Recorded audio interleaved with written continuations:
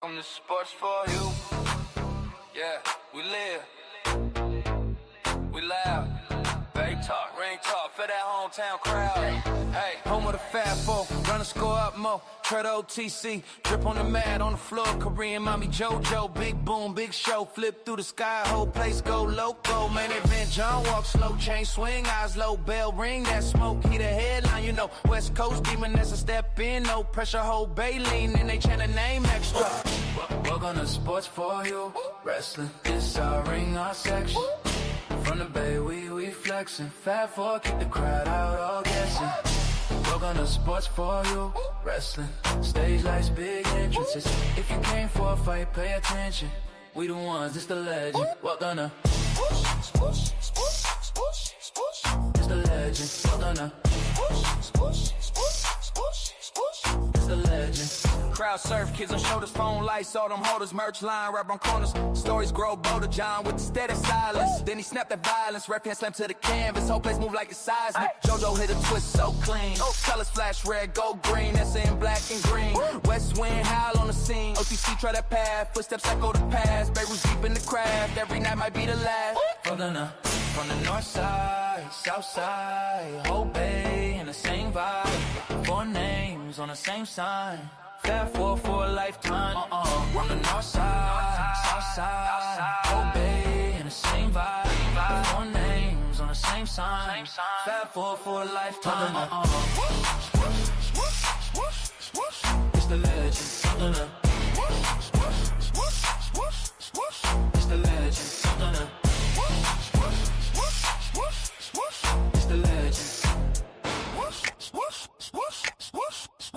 It's the legend.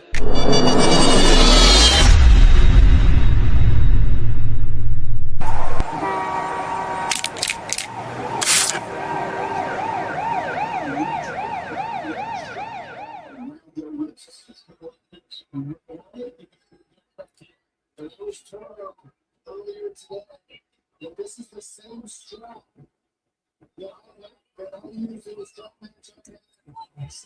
Welcome to sports for you, wrestling. This our ring, our section. From the bay, we flexing. Fat Four, keep the crowd out, all guessing. Welcome to sports for you. Well,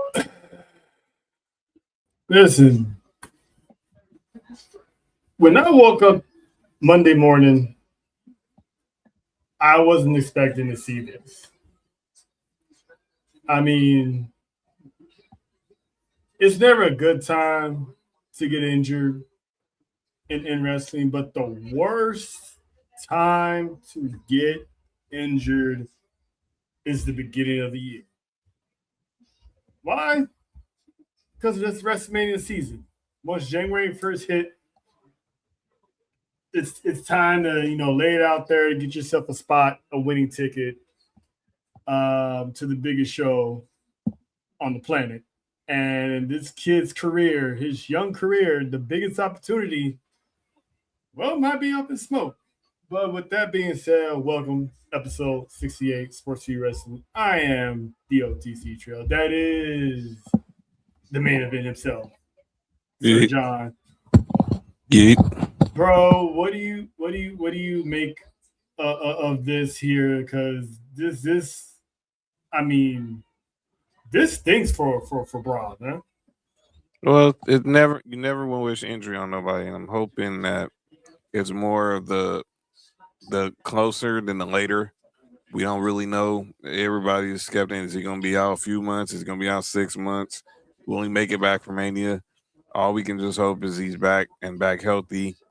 But it sucks because obviously he's turned into a huge player on the main roster, and obviously this happens.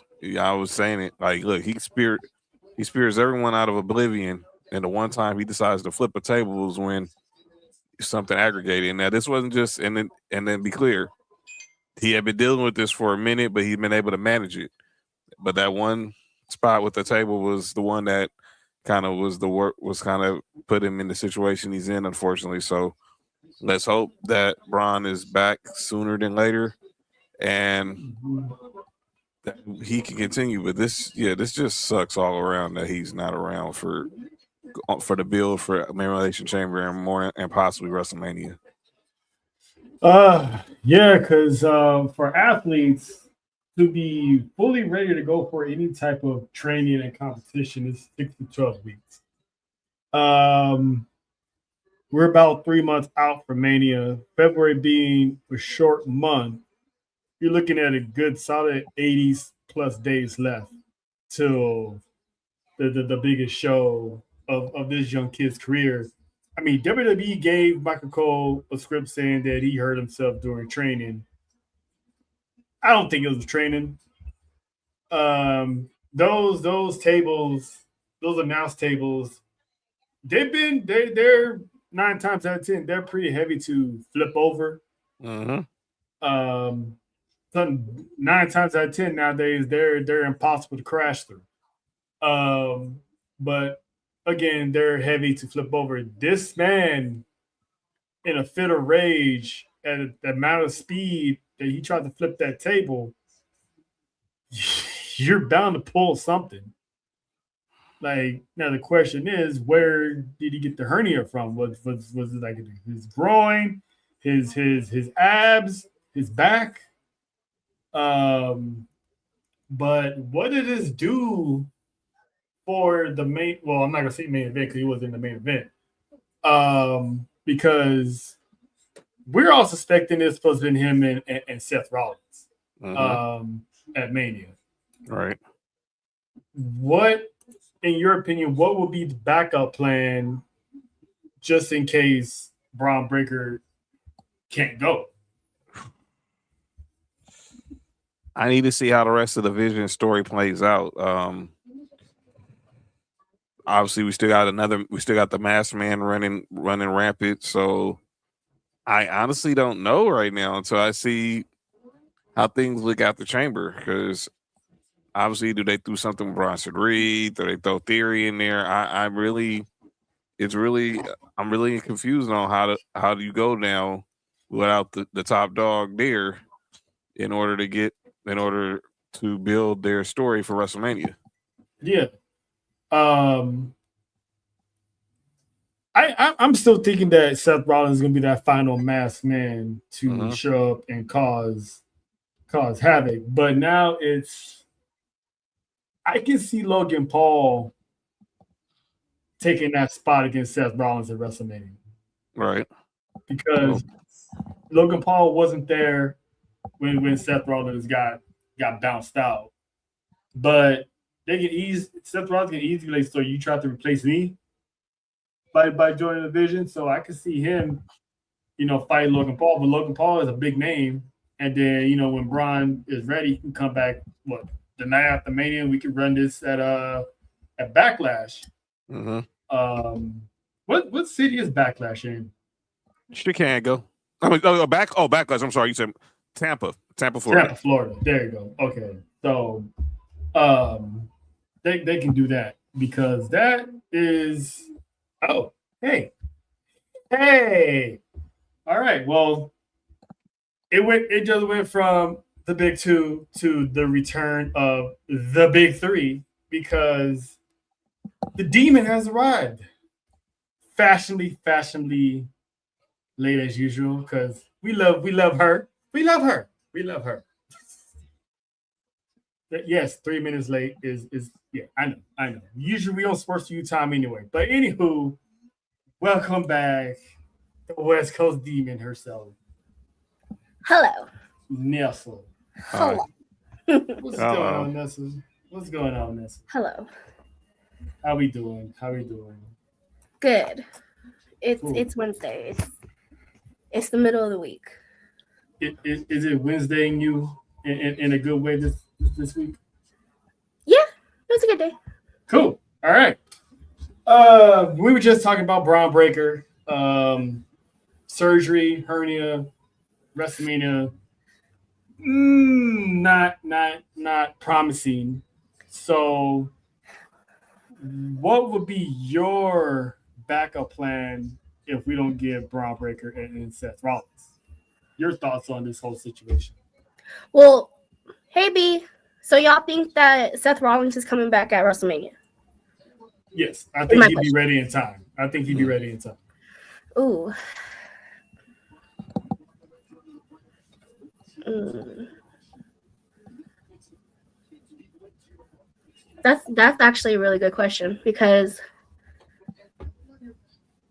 it would only make sense for him to be with Bron Breakker because of what happened, right?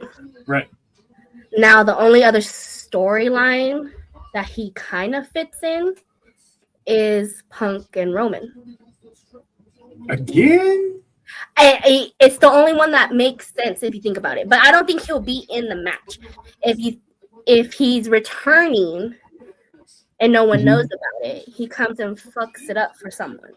True. Right? He's good at fucking shit up. That's true. And if he's technically, the rumor is that he's the head person of, what does JT call them? The Foot Clan? Then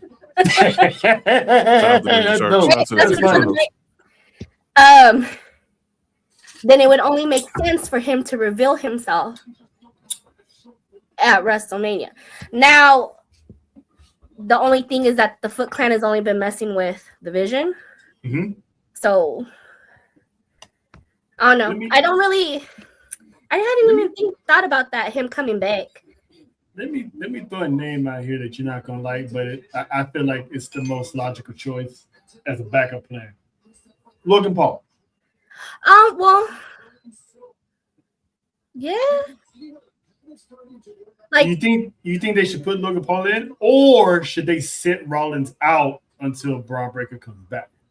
I feel like that would make more sense, to be honest with you. I feel like it'd make more sense for him to come back when Bron Breakker is able to compete. Mm-hmm. Now, it would, I guess, be a good backup. Or Bronson. I don't think he should go up against Bronson. But, you know.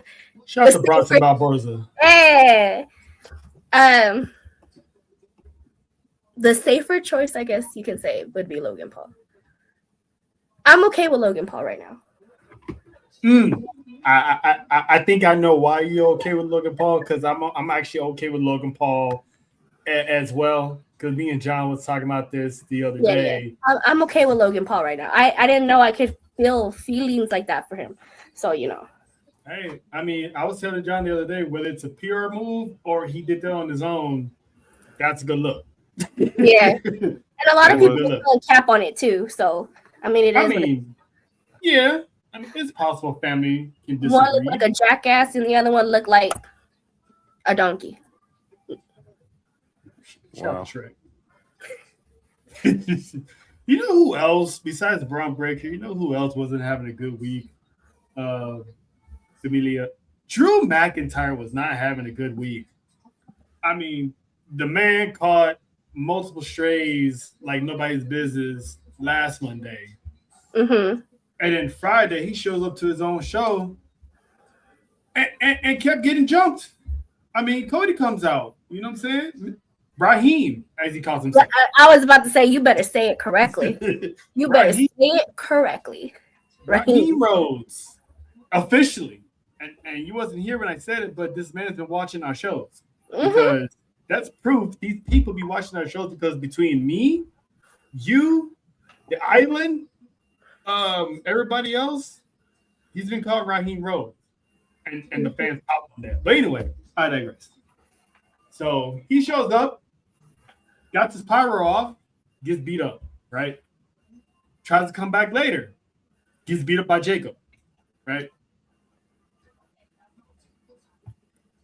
How I know the rumor is it's going to be a triple threat match at Mania, which I hope it does. But I asked John this, and I'm also going to ask you, how are we going to get there if Cody and Jacob are in the same qualifying match this Friday for Elimination Chamber? I was about to say, we kind of already are there. Like, the way they keep attacking each other. Yep. It would only make sense to do a triple threat at Mania, but either a DQ, the match don't start like it did Saturday night's main event, mm-hmm. or That's a good question. Well, I feel like that can be the only way if that's the case. I mean, unless y'all have some other workaround, but either like a DQ or we can't do a DQ because it's a triple. We can't do a DQ. It's a triple threat. It can get thrown out though. Well, they get like then that's only her other option. The no contest. Yeah, it never happens. The bell never rings. And who else is in that match? It's Cody. Sammy. Why did I watch him out when he said triple? I was like, who's the other person? It's Sammy. You know. He's still there. Oh, okay. No. Shit. Beckler just won the championship. But anyway. No offense. No offense. Sorry, Sammy. We didn't mean no harm, but it's just you're in the middle of something. You are the oddball out. Here, that's the nicest way I could say it before StreamYard kicks me out. Yeah. Last time I didn't want to say anything nice, and StreamYard kicked me out. So That's true. But side note, shout out to Beckler. She just won the Women's World Championship from Chris Statlander. But anyway, and by the way, shout out the Private Party. Yes. Side note, I never in my life did I think that I would ever see a tweet or hear John's voice in my head saying shots. Listen, what? I was not expecting them. They were last seen last January. Yes, a whole year. We had not seen these dudes a whole year, and as we talk about that, what are they starting a contract? Is somebody injured? Is one of them injured? The other one has to wait. Their contract situation, because supposedly the rumor has it both of them had different contracts. So shout out to them, and it's Black History Month, so shout out to them for being back on TV. They're back, and because it started the other day that I think it was yesterday I saw as they said Private Party is still under contract, which is going to get to this is what we're doing for another person at AEW later. But I was like, and I wonder why this just all of a sudden just turned into news, and then here we go now, they're back, and look, man, you're gonna have the Rascals there, man. We got. Let's bring back Private Party. Tag team division not the same without Private Party. And to have I forgot what name he goes by now from the Rascals. Desmond. Having him and not Quinn, but Cassidy start off the match first. That spoke a lot to me. But anywho, back to this triple threat. John, you said you had an idea before. What was the idea of how you would book this? If we're still getting the triple threat, because Cody said Drew might not make it to Chicago, let alone WrestleMania. Like this, look, Drew. I said Monday. There's only so many claymores Drew gonna have in his arsenal. You don't like none of these three dudes competing. Someone's got to be a winner. Because you can't get a DQ unless you just take them all out before the match. Mm-hmm. Unless you take them out one by one. That's the only way Drew McIntyre gets his wish and not having to try to go through these three get the WrestleMania. But I don't see that happening. If I had to guess, he's going to try to go out Cody first, and then he'll try to take out Jacob. Sammy, somehow they're going to make him look like the ultimate hero, and he gets a lick on Drew. But it won't be enough because he's going to get laid out, but Cody still ends up getting the W. And I think then we move to... Oh, I see what you're talking about. Then we move to Jacob finding his way, finding his path into Mania. But I got a feeling Cody wins, and Jacob is the one that's going to try to throw wreck shop in the Elimination Chamber somehow to get to Mania. All roads lead to literally roads. That's right. So basically, whoever doesn't get to the chamber is going to come back later on and mess shit up in the chamber. Mm-hmm. But I like John's thinking because he's pretty much get rid of the strongest ones first.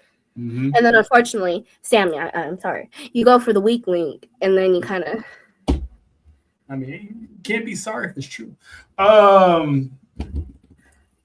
But I can see Jacob getting screwed out of this one since Cody got screwed out of the Rumble. Have Jacob get screwed out of this one and then have that man show up. I don't know how he's going to get inside the chamber, though. That remains to be seen unless he just wrecks shop after the chamber and says, I'm not done. And then Nick Aldis like, you know what? Screw it. Triple threat. You know, be like Shawn Michaels his way into this triple threat match. I can see that, but again, it all leads to the triple threat in Vegas, which I'm here for. And I'm still holding out that Big Blood is walking out with some gold. And he's gonna take it right to his cousin's house and have a party. And I got some people that know some people, so hopefully we can get the Fab Four invite. You know what I'm talking about? Yes, sir. You know what I mean? But there's another person who also did not have a good week, and this person we actually all love, including us. She's like, "What you talking about, Willis? Who do I love? Who? Chelsea Green. Oh, this stinks. So Extra.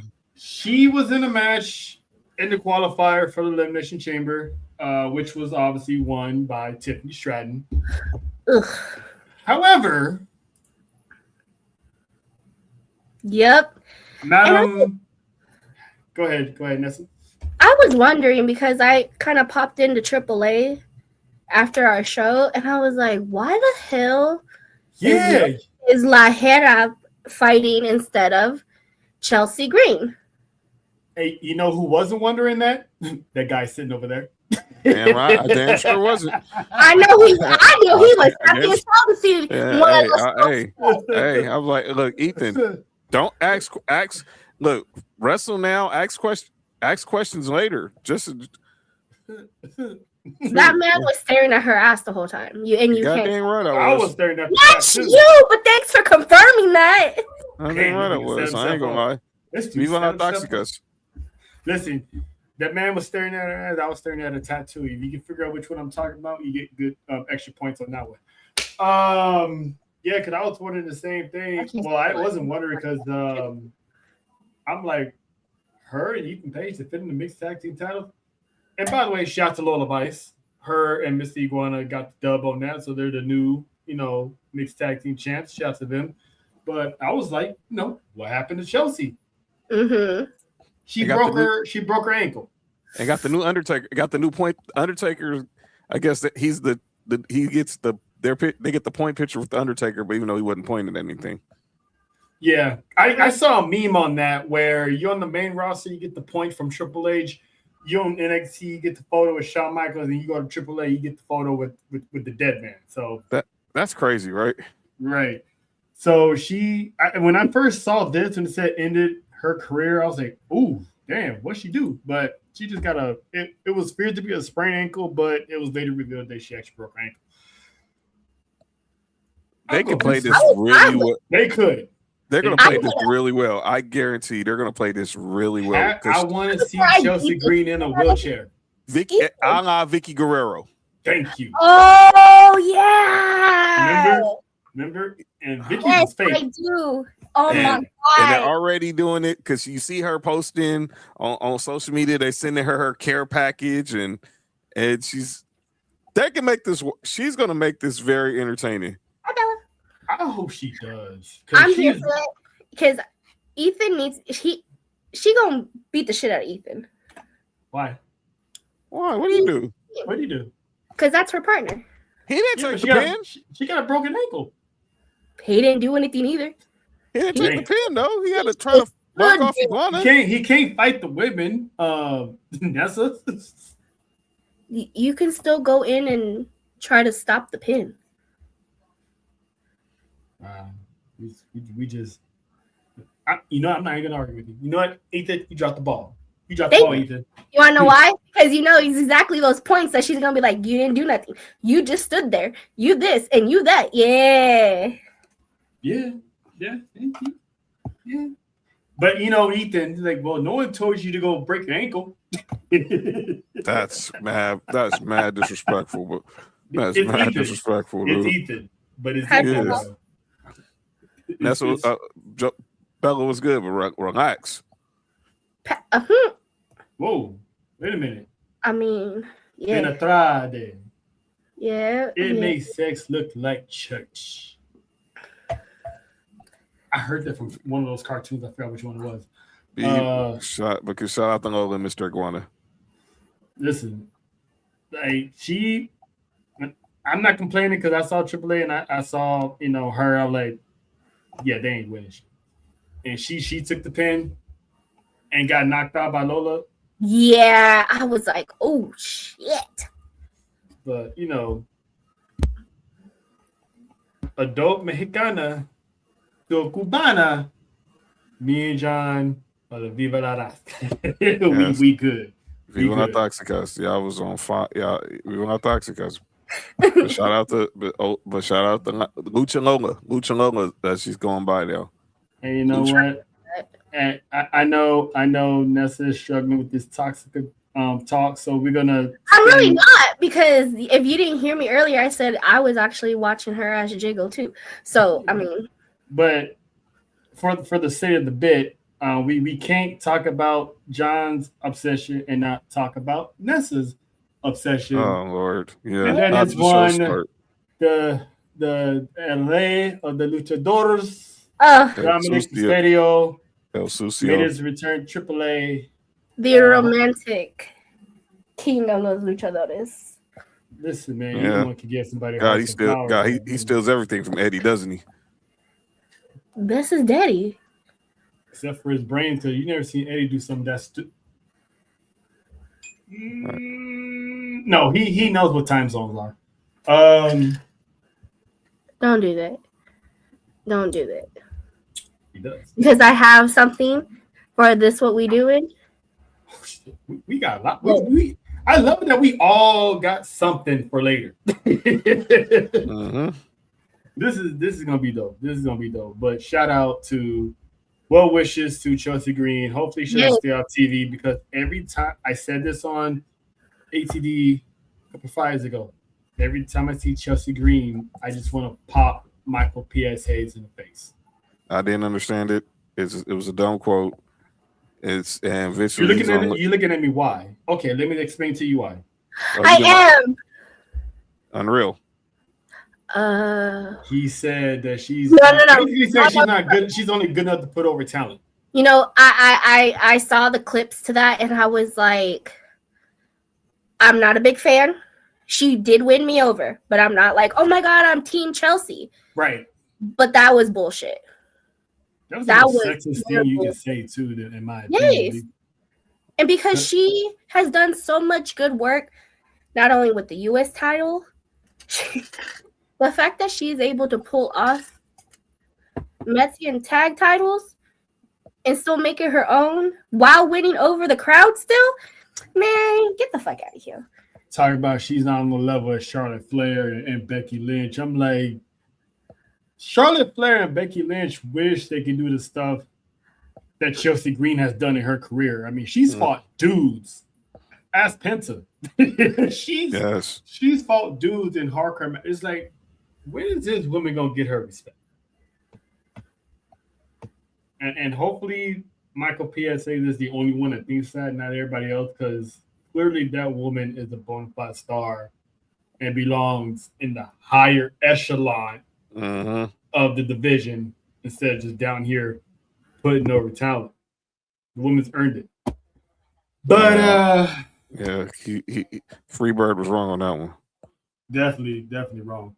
But I'm glad Ness is actually here, because I didn't know you was coming or not, because I have something for you that I want to ask you. I didn't do because damn, snitching already. It's mania related. Don't worry about it. Okay, what's up? Okay, so we all know how you feel about one Dominic Mysterio. You know what I'm saying? Oscar Gutierrez Mysterio. How big of goddamn. Oh man, it's government out there. Go ahead, dog. I'm sorry. Hey, John, once you find out what homegirl's name is, I'm pretty sure you're gonna blurt that out too. So you can be even Steven. Oh, research. How big of a fan are you of one Benito, aka Bad Bunny?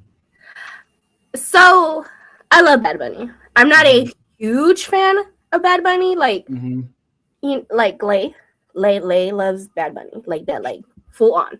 Shout to the homie. Yeah, I'm a fan. I'm not like oh my god. So I asked that because earlier in the week I was minding my own business on the IG timeline. Okay. And it's Mania season, so people are throwing out, either rumors or, they're fantasy booking. And I came across one that I knew you'd be interested in. I just want to know how big of a Bad Bunny fan you are. So I'm just going to go ahead and pull this up. So Bad Bunny performed at the Super Bowl. Shout out to him, right? Rumor has it that he's coming back to WWE sooner rather than later. Ooh, yes. And Mania is sooner rather than later. So this came about. Ooh, those are all both old now. pictures. Your thoughts on possibly Bad Bunny coming? Because let's not forget. Bad Bunny still has unfinished business with the Judgment Day and Dominic Mysterio, because if we remember the night after WrestleMania 39, Bad Bunny got into a little fight with Dominic Mysterio. Mm-hmm. I'm not gonna lie, I would totally be here for it. Would you be here for it if lightning hits a bottle? Oh hell no! and Bad Bunny takes the IC title from Dominic Mysterio. Me and Benito would have problems. Because let's not downplay Benito's ring skill. You know what I'm saying? No, I'm not. And the only reason why I would say I'm excited for this because the fact that Bad Bunny is amazing in the ring. Mm-hmm. He's not like other celebrities that show up and they're kind of just like, okay, cool, you know the basics, right? Like just to get through the match. Mm-hmm. No, this is like doing everything. And he could cut promos. Can you imagine them both cutting a promo in Spanish?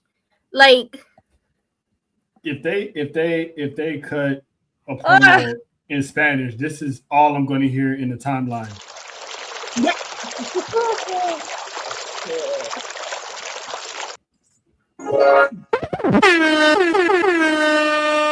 Is that supposed to be the Big Bang finish? Is that supposed to be the Big Bang finish?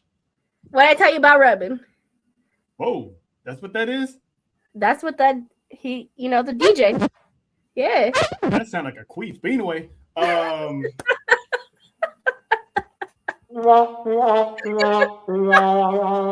hey, that only works if nobody laughs. She laughs, so I win.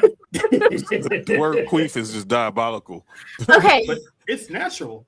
I would only have a problem if he takes the title away from Dominic, if he's not going to become some kind of like full-time, superstar. If he's just going to be there part-time, I would see no need for it. Or not even like just the here and there, like The Rock. Okay. I would definitely see no need for it. Well, I would counter that with this though. When you're part-time, championship doesn't get defended that much, right? Yeah.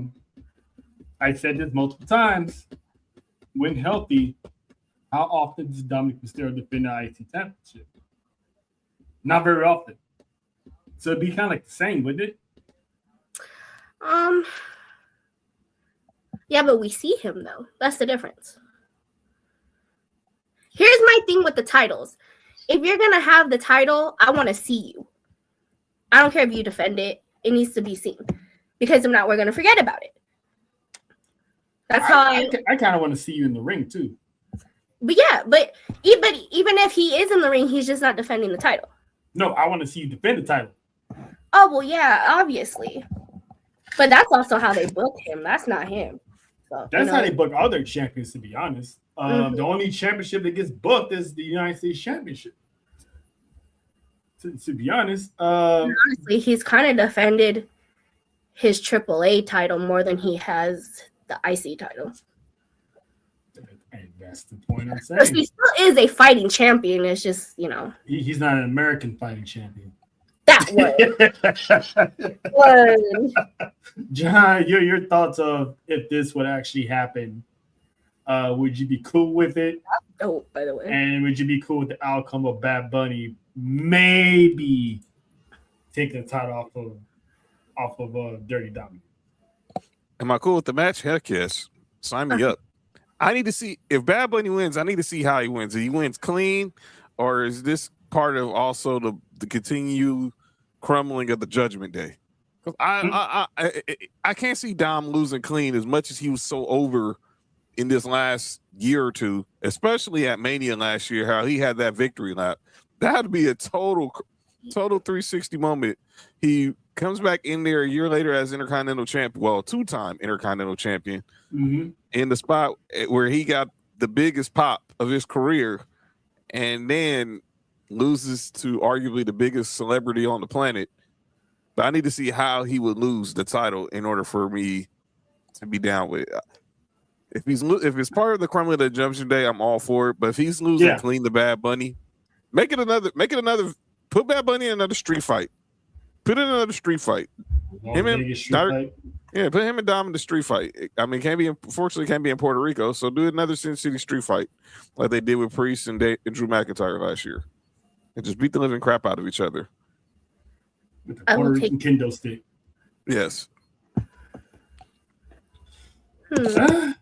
I mean, looks like we all agreed that that match would be sick, but two out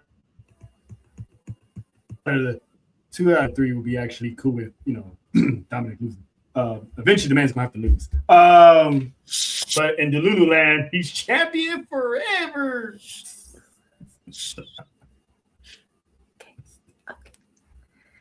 Listen, man, it is what it is. Forever. And then he wakes up and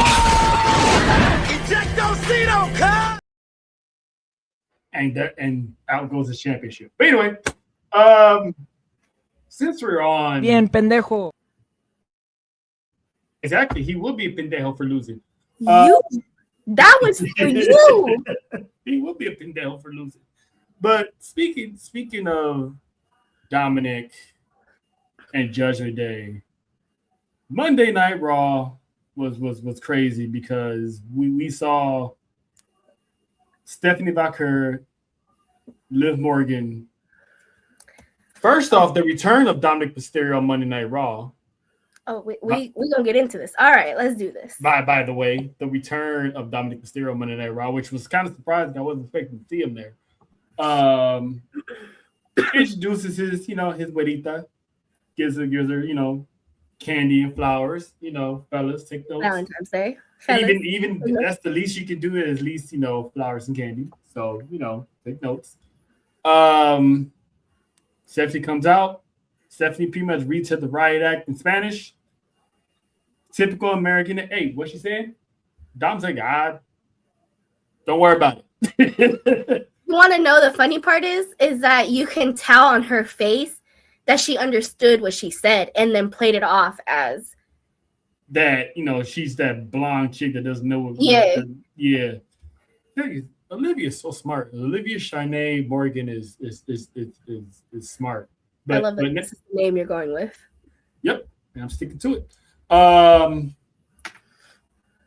Now, so your thoughts on this, because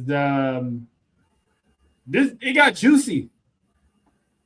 The one word that was set off any Latina or Mexicana in the world with the drop of a dime, get that hair turned up into a bun. Wrapped. She was gonna wrap her hair. The word puta came to play, and I was like, ooh. She said it so clean. Stephanie said, "You're calling me a puta?" Me. Now this is what we doing, and I guess I'm gonna do it now since we're talking about it. Oh, wait. If you're gonna do that, then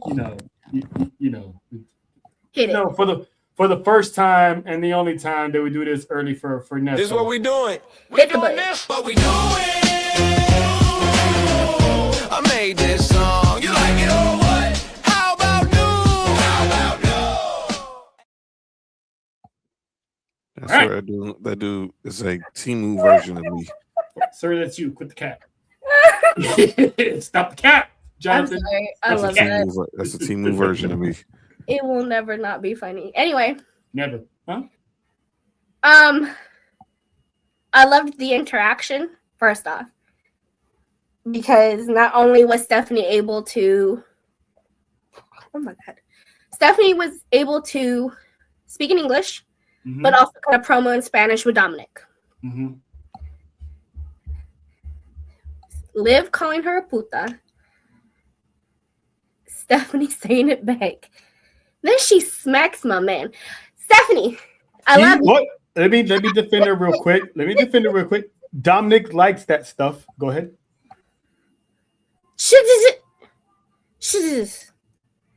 Stephanie, I love you. I love you. I love you. Don't be putting your hands on my man like that. Don't do that. Don't do that. We have problems now.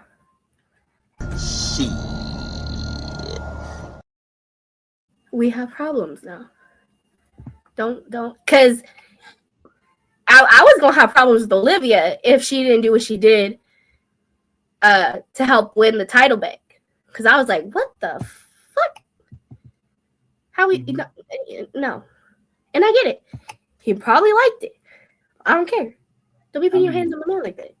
That's not what we're doing. We ain't doing that. Because obviously on his face he did not smirk. So he didn't like it. He's smart enough not to smirk. Yeah, that's true though. What are you talking about? Yeah, because he got Loquita right next to him. Yeah, exactly. You know what I'm saying? He got to go. Oh, I guarantee he's gonna be in the group chat. Hey, yeah, bro. Yeah. Hey. Oh, but the second part is Liv. I love you, but I know you're not blind either. Trying to tell Stephanie that she is not hot. Yeah, she lost me with that one. I was like, and Dominic's over there like, oh, and I'm like, I know you stupid ass too. Shut up. Listen, when she said she didn't fit the bill, I'm like, and I get what she was doing. I truly do. I get what she was doing. But I know you're not white. Lying on national TV. I know. I needed you to put your glasses on. That was not going to stick. That one wasn't going to stick. No. Listen, I don't know what. I know what Libby was smoking on before the show. And Dominic behind her, hyping her up. I was like, I mean, as a man, as a good man, you good. As a good man, I guess she's supposed to hype a girl up, but yeah. If I'm Dominic, I'm staring like, yeah. Oh. I mean, we would never tell you. Those are thoughts that you're not supposed to let out, right? Exactly.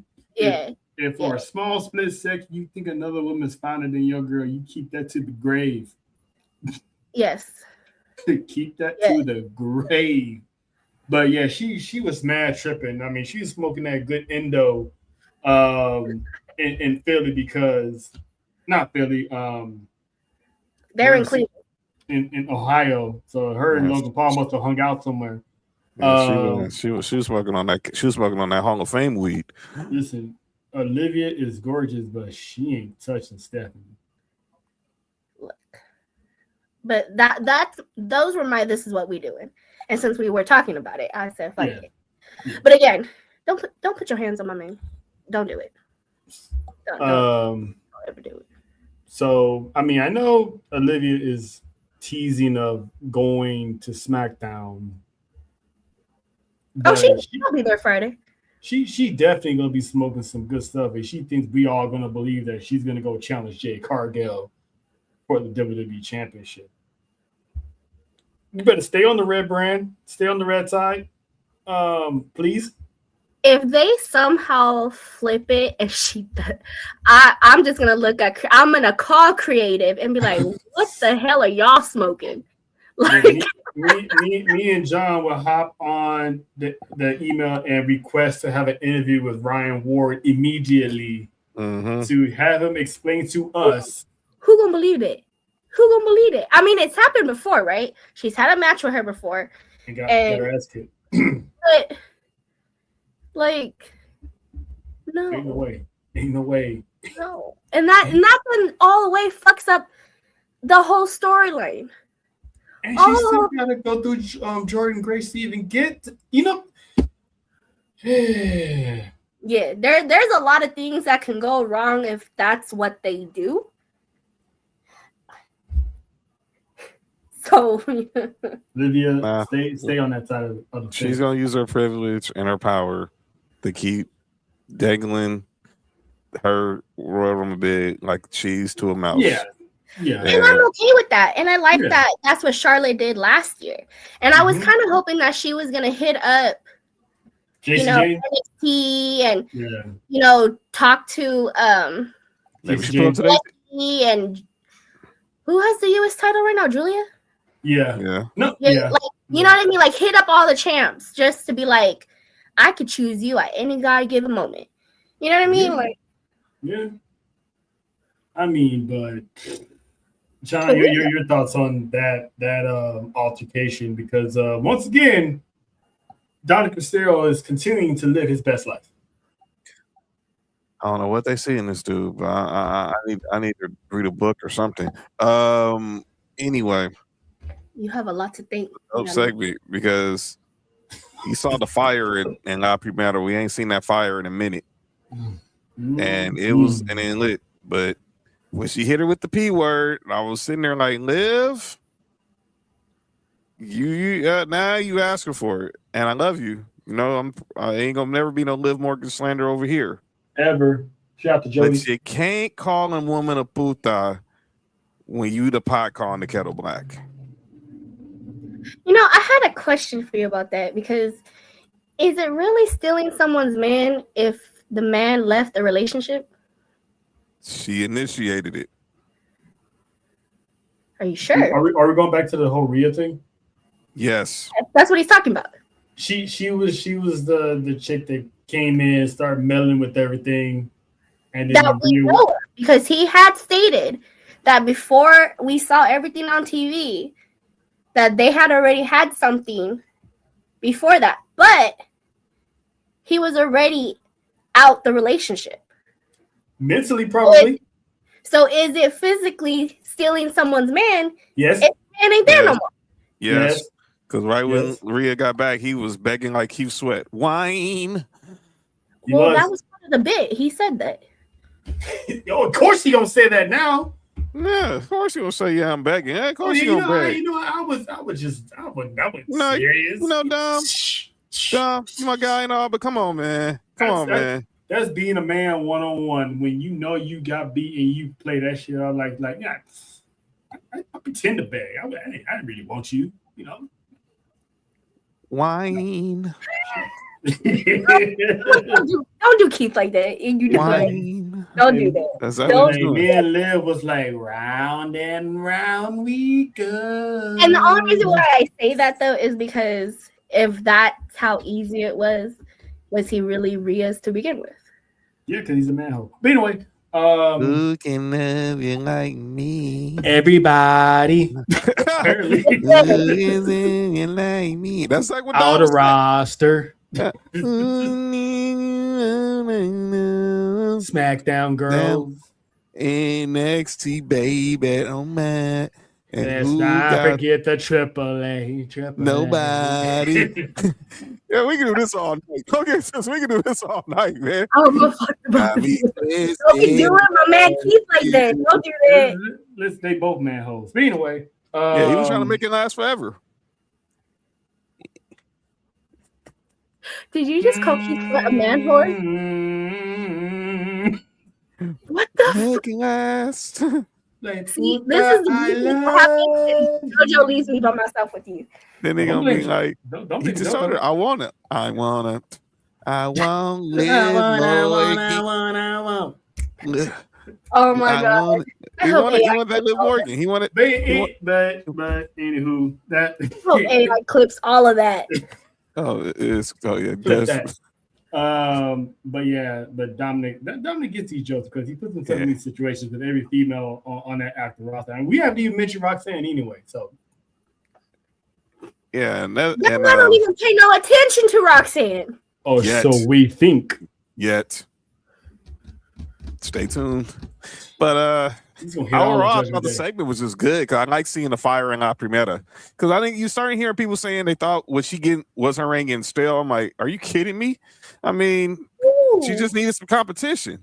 In the last couple of months, she didn't got that competition with Raquel, and now possibly with Liv Morgan. So the fire is still there. We just she just had to remind people why they stole her from where they stole her from, and why they feel that she's already main event material in her rookie/sophomore year. So we're already into her second year. We're already into her second year already. Sophomore, she's entering year 2. This is the year where she becomes she was rookie of the year. Now she's about to become an all-star like Bron Mello and D Wade. Yeah. But shout out to Stephanie. Eventually, I don't know when Livia is gonna make this choice. I still want to see Raquel's point of view in all this because I'm hating the fact how they're acting like none of this stuff. They act like the Royal Rumble never happened. The miscue on SmackDown never happened. Every time they mention it, something happens. Somebody comes interrupted.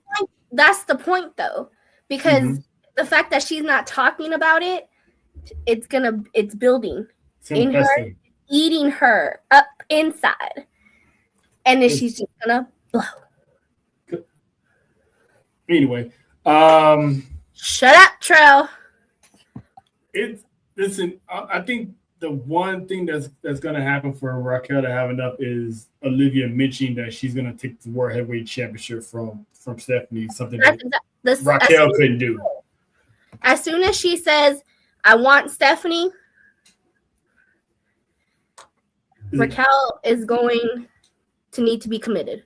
Yep. Because she's gonna tell Raquel, like, I'm just gonna do that, you couldn't do, and that is, beat Raquel. I mean, not beat Raquel, beat Stephanie. So that's gonna drive her insane. So I can't wait for this Shawn Michaels, Diesel style breakup, because the fact that I'm still gonna stand on my sword that WWE missed an opportunity in crowning Raquel the new Women's World Champion the other Monday. Right there, the Tana bomb was right there, but I'm gonna let it go. Now Raquel has to screw Olivia in Vegas out of that championship. There's no way she walks out of Vegas as Women's World Champion, because then what's the point of this whole feud? My second option for that would be that if Liv wins, that's where Raquel really does blow up, and then she takes the belt from Liv. That's the only other way I see her winning a belt, I guess. But yeah, because I really needed them to fight for that championship, but now they killing my dream over here. I mean, we're booking this the way it should be booked, and you're just doing the opposite. Like, hello. How do we send our stuff to creative? I don't know, but Ryan Ward, give us a call, brother. We can help you out if Road Dogg ain't carrying his weight. Like, where is the share button? Where I gotta send it to? I probably saw Road Dogg gonna be at WWE World 2. Listen, I will pay for a meet and greet just to have a conversation with him. Okay. Who's with me? Anybody? You want to go live with me? Okay, cool. On what day? Because Thursday is going to be very stacked. Liv, Dom, and Stephanie. That means we got to land in Vegas at like 8:00 in the morning. I won't be able to until Thursday night, so I'm going to miss all that. Some tell me I thought Road Dogs was Monday, just to be on some whole stuff. Wait till everybody leave town, then he pulls up. That also so that he has less heat on him. Of course. Oh, you didn't know? Yeah, my meet and greet is on Monday. But somebody. I and there's so many people who did not have a good week. Kit Wilson didn't have a good week either. Oh Lord, R.I.P. Well, I mean, Listen, at the same time, I want to talk to Ryan Ward. I also want to give thanks to Ryan Ward for watching Tribal Warzone because when Obafemi destroyed the War Raiders, I literally sat here and said, I want to see Kit Wilson on Friday running his mouth and die. What happened? You wish somebody's like. Listen, many men wish death upon him, and it happened. I prayed for this. I prayed for this to happen, and it did. This man showed up. Shout out to the Oba feminists out there, by the way. Oba feminists. In honor of JoJo's not here, so I'm gonna do it for her. Once he's like John Legend and Andre 3 Stacks. Once you see the green, when that green light come on, you just knew. Yeah, when that green light came on, everybody knew. They didn't have to wait for the Nigerian drums. They saw the green light. They was like, nursery time was over. He's like, Kit Wilson, and then he was no more. By the way, Mark Henry says he's the new Alex Wright. I heard Saturday while I was in the car listening to Busted Open with him and Denise Salcedo. He says he's like the new Alex Wright. I can see it. Think about all those wrestlers who dance like him, like Val. Disco Inferno. Yeah, he's in that ilk. But it's working. And everyone loves the song. And everyone loves the song. Anyway. So the man got destroyed. 2 weeks in a row, this man has been coming out here just destroying people. And what was the stuff from yesterday? What was the other theory I had, John, on Obafemi coming out here week by week destroying people? Mm-hmm. What was the theory I had that they should do? To get smashed by one Obafemi. Right. Which would lead to what? Which leads to refresh my memory. The last part. I don't think some people. Oh yes, that mind getting smashed. The meeting with the encounter with a beast. It was broke. I don't know if it's breaking news or not, but yes, it was confirmed that Brock Lesnar will be back on Monday Night Raw on the 23rd, which is in 2 weeks. The Raw before Elimination Chamber. And I'm like, geez, I wonder who's gonna be there for, because Roman's gonna be busy dealing with Punk. Cody's on SmackDown. Who will Brock come for? Maybe the guy that he went face to face with at the Rumble for like all but 2 seconds. Who he eliminated? The one that people are calling the black version of him, but better. And bigger. Yeah, I give you that. Brock Lesnar is set to come back, and I'm hoping for a face-off of all face-offs. Have Oba come out once again, destroy somebody, and then you hear the infamous bang, and this man shows up to the party. But someone, once again, mind my business on the timeline, somebody had an alternate opponent for Obafemi, and we don't know if this person's going to be here or not, because I will get to that later, and this is what we're doing. But this is the options people are having for Obafemi. Option A, Royce Keys. Option B, Brock Lesnar. John, I'm going to go to you first.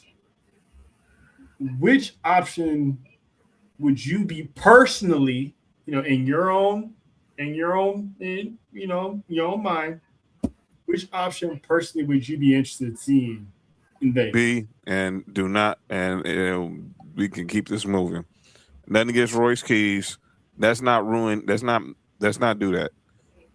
Because like we don't even know what roster he's on. We still don't even know what roster he's on yet. And supposedly we don't even know if he's you know what? I'll say that for later. Yeah, that's what we'll be doing. Yeah, that's what I'm doing. But I'm going with Brock. I'm going with Oba versus Brock. That just seems like it's going to be what I mean. Mr. Big Man used to like all having those spectacle matches. Mm-hmm. This would be beyond spectacle. This is like a generational clash of the Titans. Right. So give me B. Option B. All right. Like, you can open a show with that one. Nessa, you're and I'm gonna use this term loosely, fantasy booking. Yo.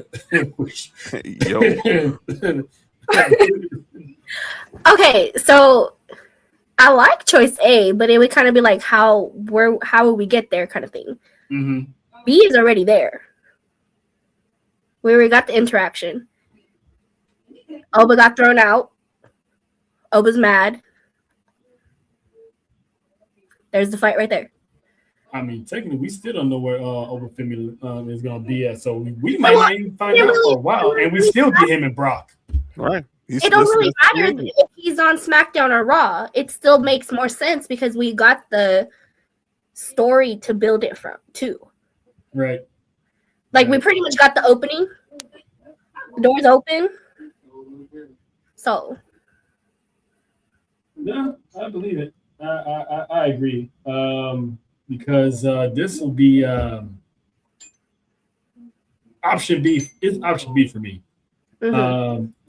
It's Black History Month, so people who try to put these two together should be ashamed of themselves and deserve to be shot. But anyway,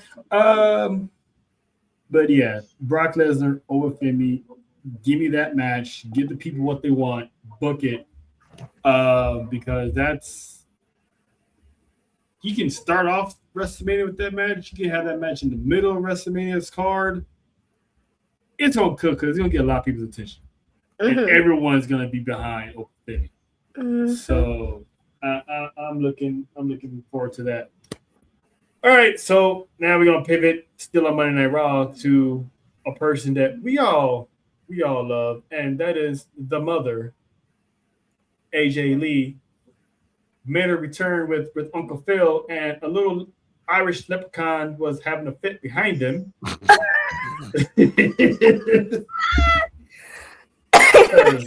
She was, she was kicking up a storm like somebody stole your Lucky Charms. No. Montreal. Wow, I didn't know I was going to get that. It looks like everybody gets it. Hey, it's not just John. Excuse me, I had to breathe earlier. What did I tell you about? It's not even perfect timing either. It was delayed because I'm still trying to process you bringing up Becky and Lucky Charms. That's just wild, man. Because I'm just geeking about her in NXT when she was dancing. Yeah. When she was dancing like. And then shout out to Marty. Shout out to Marty. Marty. Oh, Marty. Right? You listen to it? Yeah. Marty. That was dope. Fire! My new freaking song. Listen. I haven't stopped listening. Shout out to the 2026 two-time Grammy Award winner, Marty.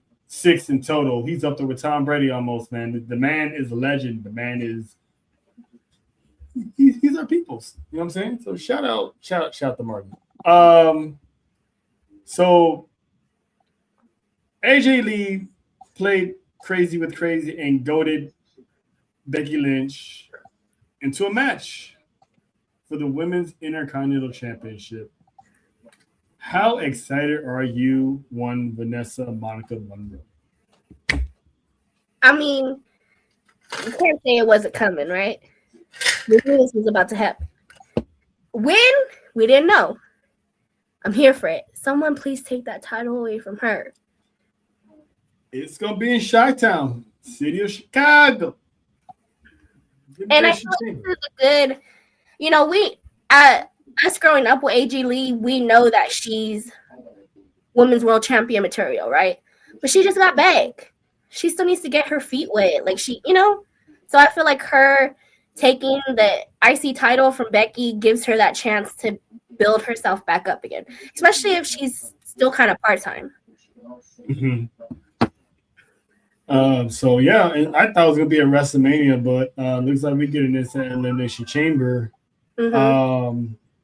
John, So do you wish it was in Vegas, or are you happy with it being in Chicago, or will this be a rubber match in Vegas? I believe this is going to be a series.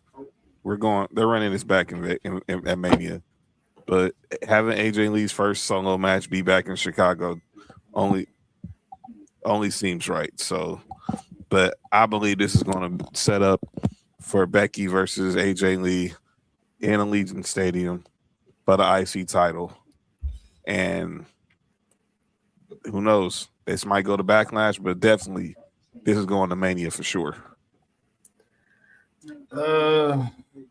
If you think about it, AJ wins in Chicago. Becky gets her rematch. AJ still wins, and then Becky don't get to touch the IC title no more. I kind of want to see this just be an Elimination Chamber. That's it. AJ's like, I'm done with you. And then here comes Roxanne challenging her mother in Vegas. Because Judgment Day is pretty much going to be going on their own by the time we touch down in Las Vegas. Judgment Day should be on the verge of cracking, and Finn's going to be off doing his own thing. Raquel's probably going to be on the bench for going against Olivia. JD McDonough is not even back yet. So where did that leave Roxanne? Child of Living Dawn.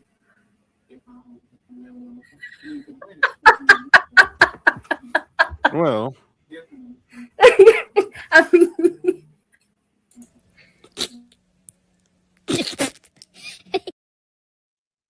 look, she acts like mom, has hair color like dad. We know. Oh.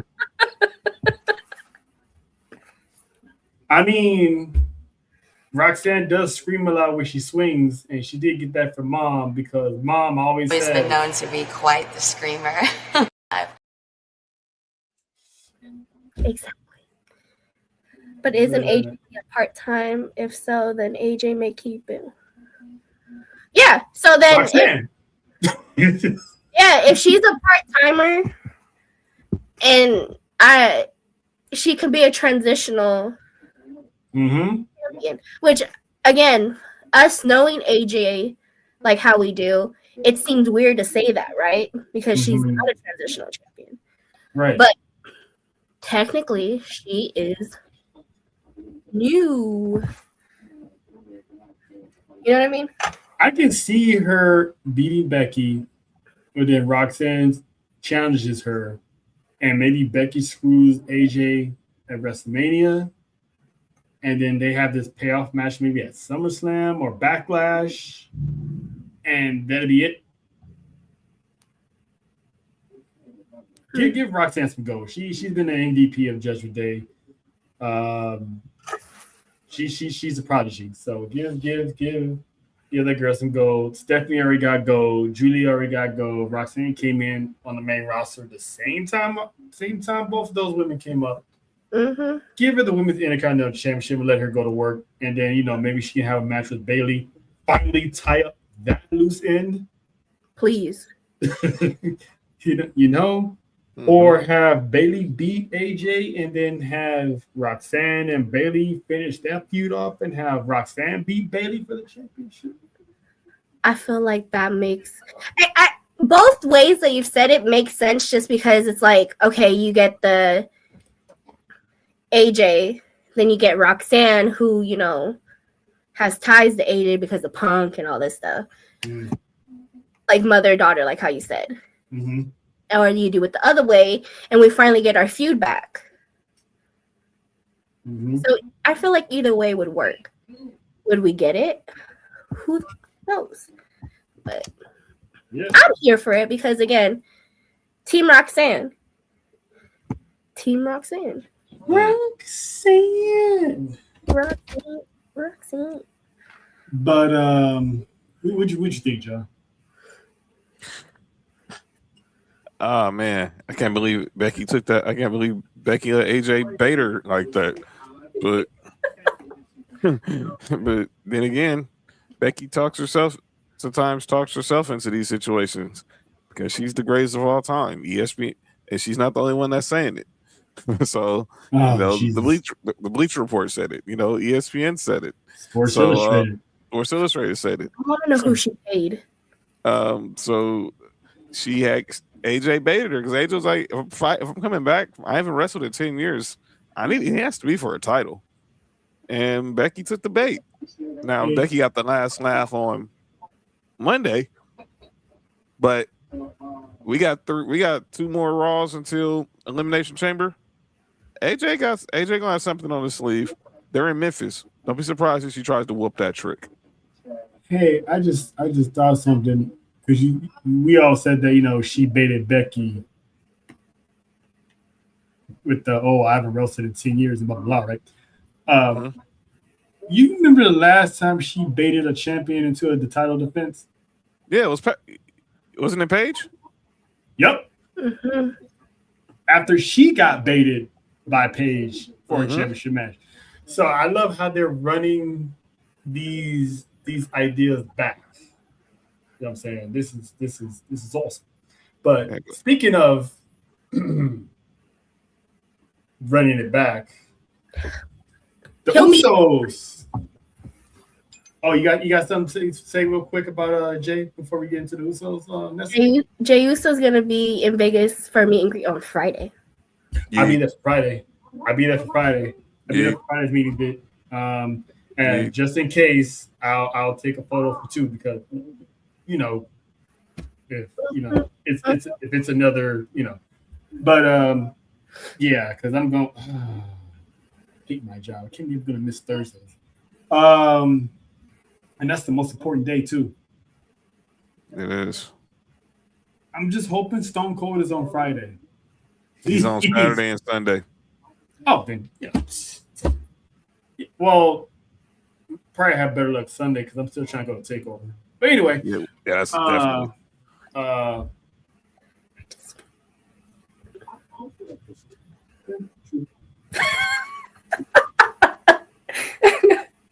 The Usos defeated Alpha Academy, a very different and very gamed Alpha Academy. But interesting story is, they asked, Jimmy and Jay, and shout out to whoever set up Byron Saxon with his suits. I mean, that's bold. Of the suits that he had, his suit choices. That's like give me like Carlton Banks vibes in a way. But anywho, I'm hating at this point. They asked themselves what's next. And of course, they're going to run through the tag team division.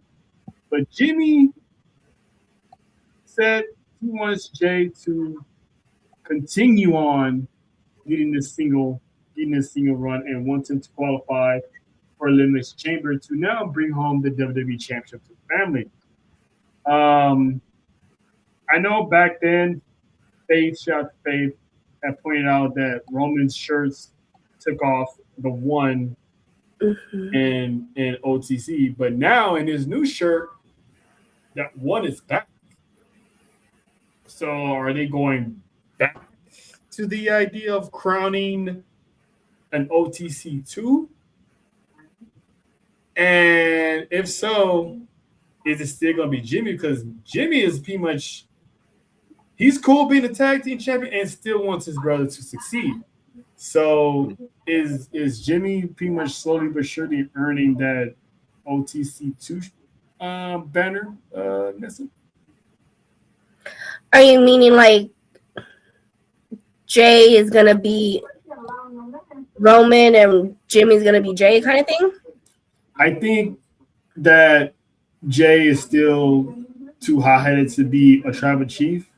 Okay, I was trying to figure out what you meant. I Because actually, Jimmy shows that leadership of sacrificing. I feel like, and we talked about this a long time ago with Faith. I think it's Jimmy's time to shine. Ooh, I was trying to say that fast and it didn't come out right. I think it's his time. Jay got his moment, and yes, they're doing this moment together. They got gold, but it's time for Jimmy to have some kind of push. Mm-hmm. And whether it's becoming the new OTC or even getting a singles championship, it's time. It's way past overdue. Yep. And he obviously has his own fan base. So He does. Jump. Look, I think everyone kind of was like, "Oh man, look, they're happy that Jimmy wants to push Jay." But everyone was like, "Man, what about you, man? Mm-hmm. I know you're the big brother, always looking out for the little brother, but when big brother gonna just be selfish one time for the one time?"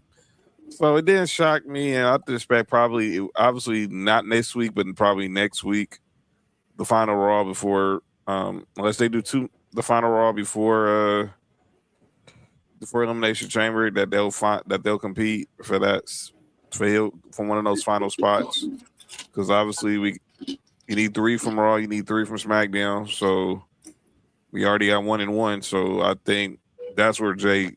The question is who Jay gonna challenge, but yeah, I got a good feeling it's not gonna end right for Jay. Yeah, and let's see. Mimi said maybe Jimmy would be selfish and do some shady stuff. Won't be the first time, but the first time he did shady stuff, he had a reason, was protect his little brother from being big cuz. Right. So who knows? Maybe he won't. Maybe he will. I felt that though. I felt that John saying that, because as the older sibling, you always do for everyone else. So it's definitely time for him to be selfish. Definitely. Yeah. We'll see. We shall see, because the Usos are still tag team champions. So I'm guessing he's giving Jay something to do, because, wifey is expecting a baby soon. So he's always got to keep close tabs. JT. That's hate. JT. Damn, the boy hadn't even qualified yet.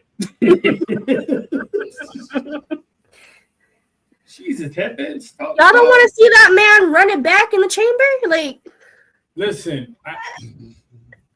Speaking of running it back, I invited the big fella to the show. So shout out the CEO, one of the CEOs of Coach Clash Network, the big head, one of the heads of Marks and Mikes. We got the Mr. 6'9" himself, your mama's favorite work friend, JT. What's going on, big fella? Man, I can't call it Mike Smollett. Yeah, I am tired of Jey Uso. I'm sorry. I love him. Gotta love that guy, right? Jey Uso. Yeet. I'm telling Jojo. There's more people out there, right? I mean, obviously, yes, he's former champion. He's been in the storylines. He's been progressive. We could talk about the pandemic and how the Usos and Roman carried everything. Yes, I respect all that. But is the Usos a tag team or not? Are they the tag team champions or what? Like, I understand it gives Jay something to do, but me personally, if Jimmy gonna be off, tending to his wife, as he should, take the titles off the Usos and give Jay something else to do. He ain't got to be in the mix. Jay's been in the mix since 2025 of last year. He's been in the mix since 2024 with the IC title. Right. Like, he's been push. There's a lot of people that you can push put in that position. But I digress. Back to you. I mean, Rick Ross is right. Y'all heard the jefecito. Man, got the Cubano, the Miami Vice sunglasses on, man. Looking like you just came out of buying a couple kilos. I got the Robert Stone ponytail going on right now. Like, it's So you trying to get a GM job? Trying to get a GM job like Stone? man, listen. The day hires, I'm applying. I hear that, brother. Man, your thoughts on JT while we got you here. Finn Balor. I originally thought him and Dominic were going to feud for the Intercontinental Championship, but it looks like he still got his eyes set on the World Heavyweight Championship. Does Finn Balor somehow, some way, Shawn Michaels, Daniel Bryan his way into the WrestleMania main event? I would love that, right? I think they've been saying that they're going to do a major push for Finn the last 2 years. That's what's been put out on Fightful, Dave Meltzer, and all the big wrestling blog sites. Mm-hmm. He's way overdue, right? We go back to the Universal title, gets hurt, drops it, never reclaimed that position back. Never really got back in that position, got something back to NXT. So I think it's overdue, but do I think it happens? Do I think he gets his way into Mania season and we get like a triple threat? No. Here's what I think is going to happen. Dominic is going to be healthy pretty soon. Sooner rather than later. Mm-hmm. Dominic is going to cause Finn Balor his match at Elimination Chamber. Dominic is going to be the one to cause him that match. I don't know how, but that's what I see. Either two things happen. Either Dominic causes him the match, or Dominic gets on his nerves about losing the match, and then we finally get that feud or that WrestleMania match for the IC title. Is it a step back for Finn? Absolutely. I would love to see Finn with championship gold around his waist, but as long as you got Roman Reigns and CM Punk on Raw, ain't happening. I don't think it's going to happen. Yeah. Get in line. Get to the back of the bus. I can see him winning the Intercontinental Championship in a major feud. This is the only time Nessa on record has said she's happy. She'll be okay with Dominic. Don't look away now. You'll be okay with Dominic losing if you get what? I will be only okay if we free the demon and hashtag get man panties back. That's the only way it will be okay that he takes that title off of Dominic. The demon better come out crawling from the backstage, and that man better be in some man panties. Full makeup, face paint, all of it. I mean, you know what? You know what? I need Dora. Don't do that. Listen, I'm not mad at you because you deserve your man panties. You deserve that. I think all female wrestling fans and fans that enjoy man panties deserve them. Man panties Finn was a different beast. Okay, exactly. He was a self-professed demon that bragged about killing folks. Okay, thank you. That was Finn Balor. And long pants fan, yeah, he been a demon, but man panty fan, listen, that's the former Universal Champion. Mm-hmm. That's going back. Mm-hmm. Finn and Pants is the prince. I need the demon prince. I mean, he got this new shirt. He's going back to the Balor Club, so we already got the prince. Coming out of Gorilla, crawling all the way to the damn ring like he used to. With the red lights. Yes. In his man panties. That will be the only way I'm okay with him taking the title from Dominic. Now that we got JT here, I asked you this question earlier, Nessa, regarding Dominic. If we don't get Finn Balor and Dominic, there's a match that was floating around JT online as part of fantasy booking. How would you feel about this being a match? I don't even want Bad Bunny. I don't want Bad Bunny facing nobody but Logan Paul. Mm. Mm. I'm just gonna keep it a buck. I don't Mhm. mind Bad Bunny versus Dominic. Is it going to sell? Yes. Is it gonna be good for the culture? Absolutely. Mhm. But the match that people want to see is those celebrity wrestlers. We're Because good in as the much as ring. people don't like Logan Paul, gotta give it to the man. I gotta give it to Bad Bunny as probably the greatest celebrity wrestler of all time. Yes. That's your money draw in Vegas.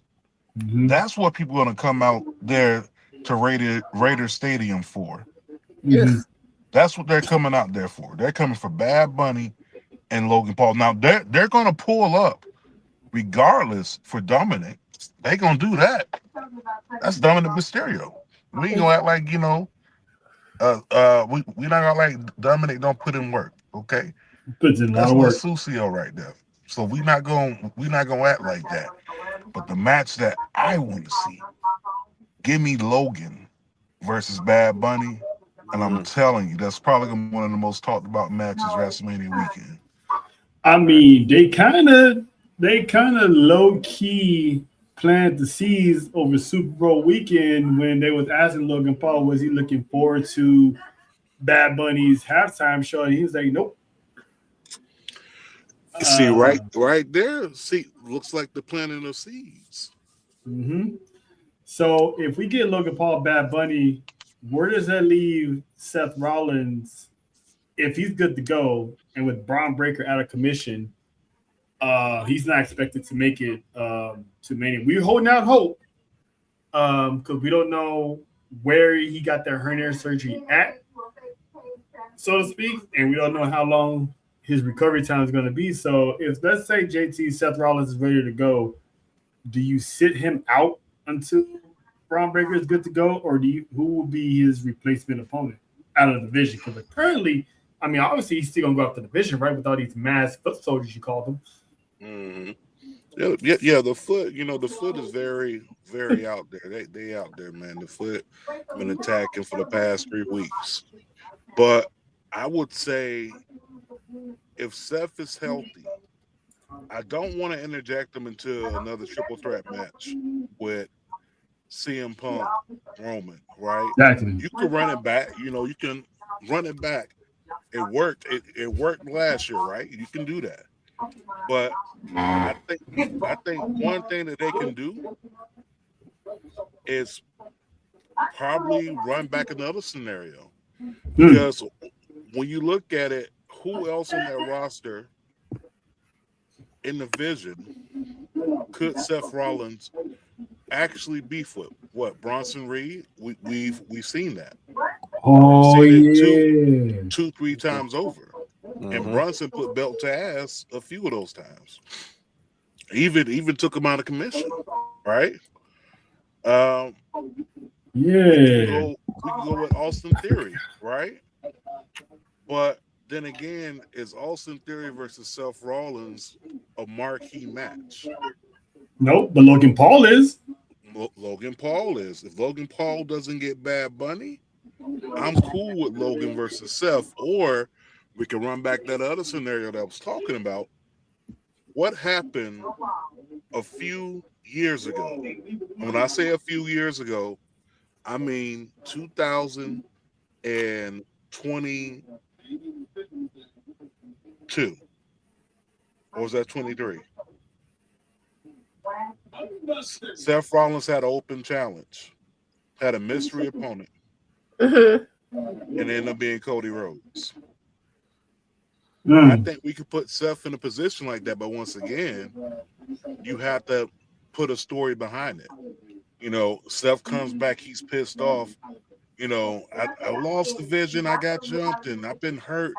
I'm not coming off this Mania card. I'm not missing the biggest party for WrestleMania. I'm getting on the card. You can introduce someone new, or you can let it be someone that's in the vision. But once again, outside of Bronson and possibly Logan, it's kind of a toss-up. I just don't see him inside that. I don't see him inside the championship match whatsoever. Right. I don't, because even though he pretty much never got pinned for the title, that's something you could throw in there. But if they run it back, which once again, I don't think fans will be pissed off as much. I think they'll be pissed off because they wanted that 1v1. But once again, it's just one of those things. What's going to make sense money wise, and what's going to really draw. Yeah, my bad. I was watching. I had Stop the Cap on the TV. Shout out to Akil and Chili Mac. I get it. I honestly I don't know why I forgot about Nessa Steele. Bronson Barboza. I forgot. My bad, bro. I forgot about might feel like that. But again, does he want to die though? Like He got yeah, but you got to remember he got a foot. That has foot soldiers. We don't know who that other person is that's been helping. That's been going after the vision. So with Bron Breakker being out, this could be Bronson Reed's moment.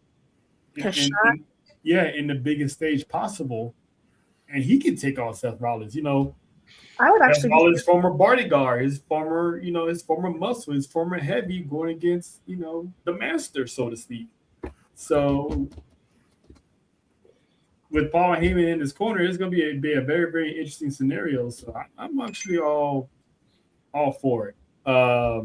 So, John, what do you think about it? Her uncle being in the main event, well, one of the main events.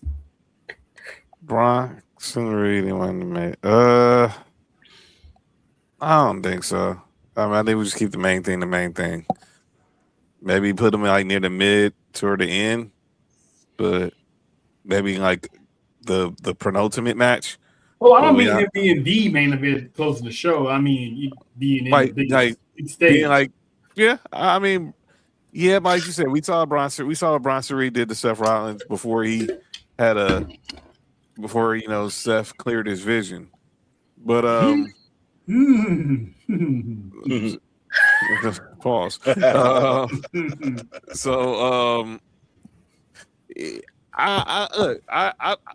Cody said it in that promo before War Games. You're probably the best one in the group, but you're not gonna know about it until you're laying flat on your back and your eyes are looking up to the ceiling and you're taking a loss. So therefore, I would like to see Bronson Reed because obviously we didn't get a chance to see it last year because he was injured. But I don't want to see him and Seth because I've seen what that looked like. Those 6 tsunamis still give me PTSD. The way he was just, and he did it so effortlessly. Tsunami. And I don't want to. I don't know if I want to see that. I don't think Rue should see her daddy get squashed like a bug over and over again. I mean, that's true. Again, I say Death Wish.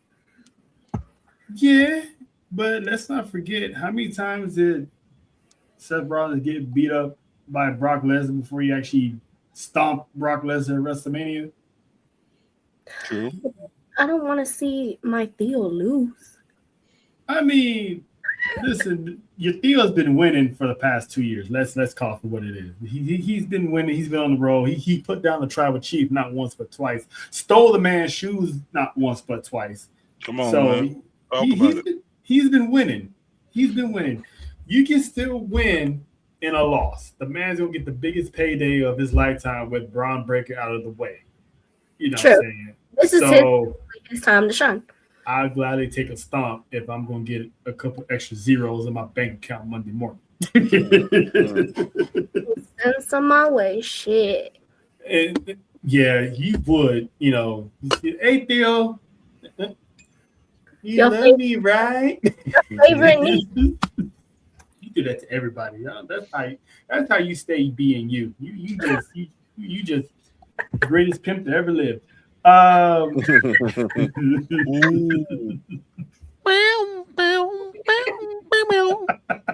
That's the for La sure. Madrina's in the house. You know. Shout out to the Godfather. Yes. And he actually got a strip club in Vegas. If you know, you know. Speaking of getting paid in Vegas, John, you remember last year when me, Keith, and the homie, we went to Vegas for WrestleMania. Yes, sir. Right. So night one of WrestleMania, where did we watch night one? Tom's Watch Bar in New York. Fresh off leaving T-Mobile from Stand and Deliver. Exactly. Now, there's a problem. We might not be able to check out WrestleMania this year at Tom's Watch Bar because TKO and WrestleMania having now implemented some new watch-along restrictions affecting all within the 50-mile radius, all establishments, bars, watch bars, you name it, that pay their money to play, WrestleMania. So basically, they're forcing everybody to spend money on tickets to fill that arena, as opposed to, let's say we wanted to do a live watch along somewhere. We can't because it won't be shown. So I know Vegas will always get their money in the casinos and stuff like that, but these bar owners, restaurant owners, when WrestleMania rolls in, they're getting paid because there's a lot of people showing up that can't get in, that's showing up to the establishment, paying their hard, all the alcohol they're buying, all the food they're buying. And WrestleMania is 4 hours long? Yes, it is. You know how much money they're getting paid? So, John, how do you feel about this? Because they're forcing people's hands, and this might be a very, very, very bad situation for people who are coming into Vegas. Especially for people, us. That's probably what we might have done night one, possibly. Let me be perfectly clear. This is not gonna survive. I'm gonna call it like it is. This is not gonna survive. You in Vegas, bars, and more bars. This is not going to survive. They can try their best. It ain't going to happen. I guarantee, in the words of Charles Barkley, guarantee that there will be bars within the 50-mile radius of Allegiant Stadium that's still going to be able to show WrestleMania night 1 and 2. It's not going to happen. If the ticket sales are down, lower the damn prices. But let's just call it what it is. You're not getting rid of. You're not finna, especially at the heart of that weekend, which is also the first weekend of the NBA playoffs. You're not doing that. It's not going to happen. And it's 420 Easter weekend and all that stuff. All in 1 week. Easter weekend is 2 weeks before that. Now, luckily, Easter weekend this year, Easter weekend fell in the beginning of April. But when we were there last year, it was Easter weekend. So, it ain't happening. It ain't happening. It ain't happening. Vegas there will be plenty of watch bars that will have WrestleMania watch alongs. And even if they want to try to do it 50 miles away, trust me, believe, people will make the ride to Henderson or North Vegas or South Las Vegas to get I got people on both sides. Where we going? Trust me, if you don't do it, you don't think how many people gonna be there with Airbnbs? Somebody gonna know somebody being like, "Yo, I'm gonna be here." Pull up. Family in the north. What we doing? Go bring. You want to bring some food? You want to bring some refreshments? What you gonna do? It ain't gonna work. They can try their hardest. No. Good luck, TKO. Mark Shapiro, Ari Emanuel, good luck. It ain't going to, you're going to take an L on this one. And that's a good point because those bars outside of the strip, they're like, ooh, we can mark our spaces and people can come out to us. Mm-hmm. Pretty much, if they go through with this is going to be the last time that people go to Vegas. The reason why they're doing the show again in Vegas is because of how much money they made last year. If you try to pull this stunt, like John said, you better lower them ticket prices because the ticket prices are way over budget for people. Mm-hmm. People are going to experience the WrestleMania experience and then going to the bar, to a restaurant, to a wash-on because they can't afford the ticket. Yep. You're still making your money. If you force people to try to watch WrestleMania by buying a very expensive nosebleed ticket, you're not going to have people come to your show no more. And that's bad business. It is. JT, your thoughts about TKO trying to have a stranglehold on the market? I'll tell you what, I agree with both John and Nessa. First of all, back to Mimi's comment, she experienced that very same thing when she was trying to do a watch party in San Diego. Mm-hmm. So here's what it is. What they're trying to do is exactly what you said, John. They're trying to force y'all in because, you know, if we force them in, that's more money inside of our pocket. The bad thing is, back to Nessa's point, with these tickets being at the price that they at, it's going to be quite impossible to actually fill that stadium, because even for nosebleed, it's damn near $600. Now, of course, you know, you can wait till the day of and get that nice discount. Yep. But That's what I'm playing. Even waiting to the day of, you risk getting a seat that's right in between like a beam where you can't even see the damn ring. That's so right. it's not P. Yeah, see, you lived it. You know what I'm talking about. Now the thing is, right, by not letting it be shown in a 50-mile radius, you now take away business from the local businesses that are there. You also take away that fan access. And basically what WWE is doing, it's the same thing that they did with wrestling during WrestleMania weekend. During WrestleMania weekend, it was full for independent talent to showcase and have their things going on. Their shows, they're for the cultures, they're your Ashays, your GCWs. Mm-hmm. All this is what's going now. What happened a few years after that, after WWE seen all that damn money that people was making? Oh, we finna start doing something every day of the week. So basically, they're trying to keep everything centered around WWE as a whole and making sure that the money is going inside the WWE TKO pot, basically. Right. So that's what this is. It's a money play. And unfortunately, when you do things like this, you alienate a lot of your fan bases, especially the ones that's not going to be able to afford them high-ass tickets. Because a lot of people like to pre-plan. They like to pre-plan. They like to have shit already set up. Mm-hmm.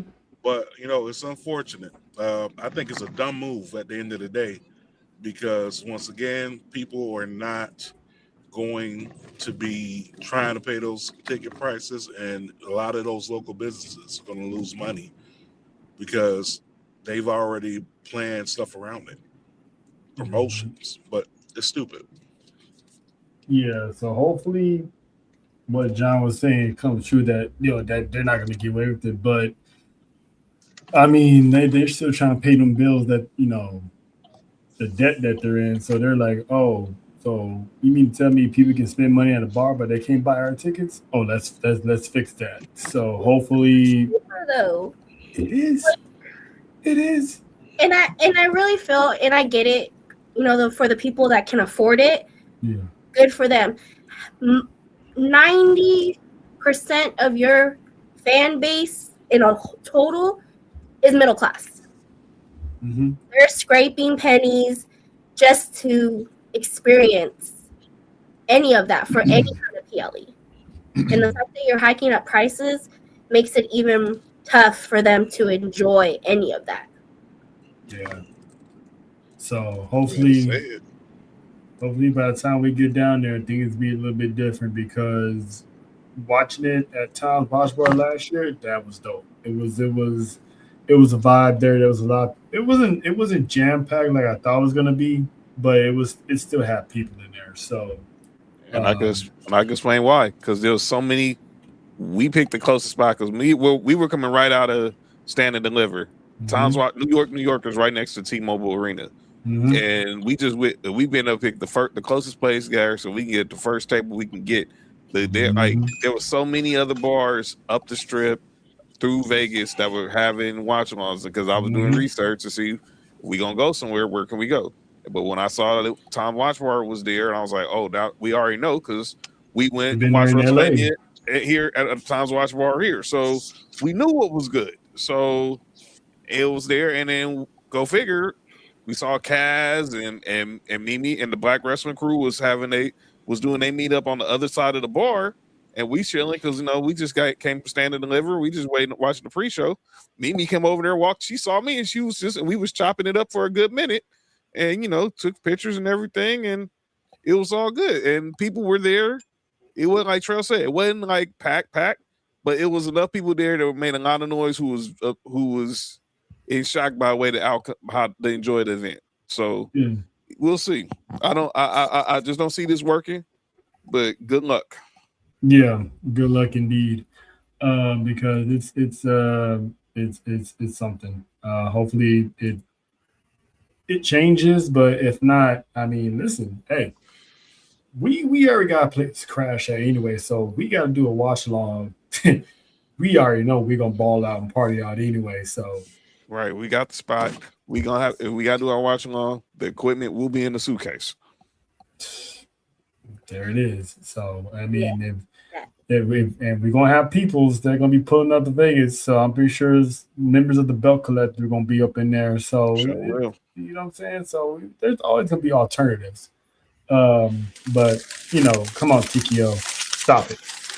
Um, one more piece of Mania news. Usually, what happens during Mania season, you have the Hall of Fame, right? Mm-hmm. So December 13th, 2025 was the last time we saw one Mr. John Cena compete in WWE. And we all assumed that, you know, once he retired, he's automatically into the Hall of Fame. No brainer. However, it won't be this year. He's not expected to be in the Hall of Fame for 2026. So as of right now, it still looks like Stephanie McMahon is going to be the headliner for the Hall of Fame, and yet we still don't have any inductee news yet. So I'm trying to wonder why did they announce her way last year, and they're probably not going to announce anybody else until like what around Elimination Chamber. I would assume maybe by Chamber probably begin to March. They were doing it to catch her off guard. Gotcha. They were definitely doing that to catch her off guard because if closer to the storm, you're like, why are you being so sneaky? Why are you doing this? So I think that's what that was. Okay, I give him that. Because it was a good. We gave Triple H his brownie points that was a good moment. But yeah, we're not gonna see John Cena this year for a Hall of Fame. So I'm assuming it's gonna be in Saudi for next year's WrestleMania, which would suck. Yeah, and that's the thing, right? They've been real lazy with these Hall of Fame announcements for the past few years. I'm just going they've been real lazy. Like they wait until you know mid-February, March. Like, why are we waiting until the last minute Mm-hmm. to announce these people? Like, do you not know who you putting in? Are y'all sitting there with a Ouija board? Are you sitting there with one of those bingo raffles, just pulling names from a hat?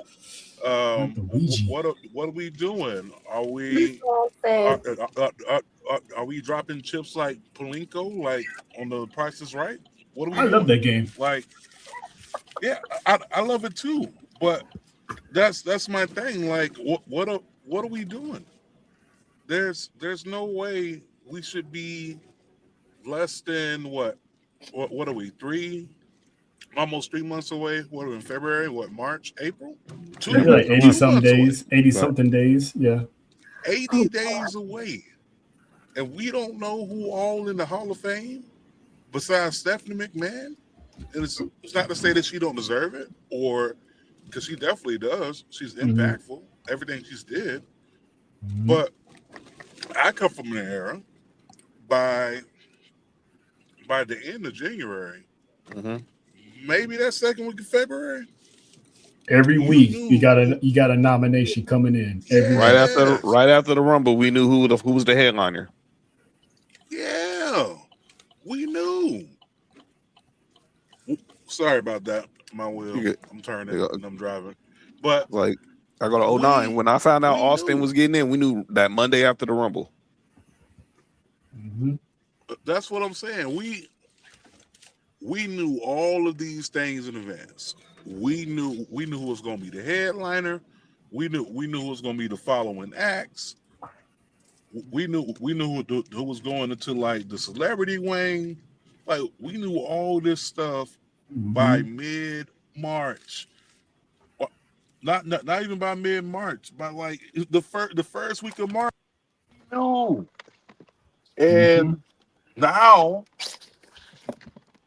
here we are at the end of February, well, the middle of February, and we have one inductee. Like, the Hall of Fame should be one of your selling points to get people to come out to Las Vegas or to any WrestleMania. Yes. That's your selling point.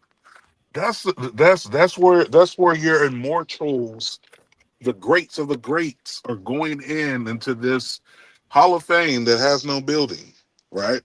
You have all these greats going into there. That should be your selling point. And you mean to tell me we are 80 days away ish, and we have Stephanie McMahon? Not to say that she don't draw, not to say that she don't sell tickets, but I'm saying it should be an actual wrestler announced by now. And I digress. Are they running out of people? No. Plenty of people you can put in there. There's so many wrestlers. You can put the nation in there. That Nation, Jazz. I'm thinking like we look Lex Luger. Look, I grew up a Lex Luger fan. He was way overdue. I hated that it happened that he had to go through what he went through first, and it took him to 2025 to get in. Obviously, we got so many who've crossed over.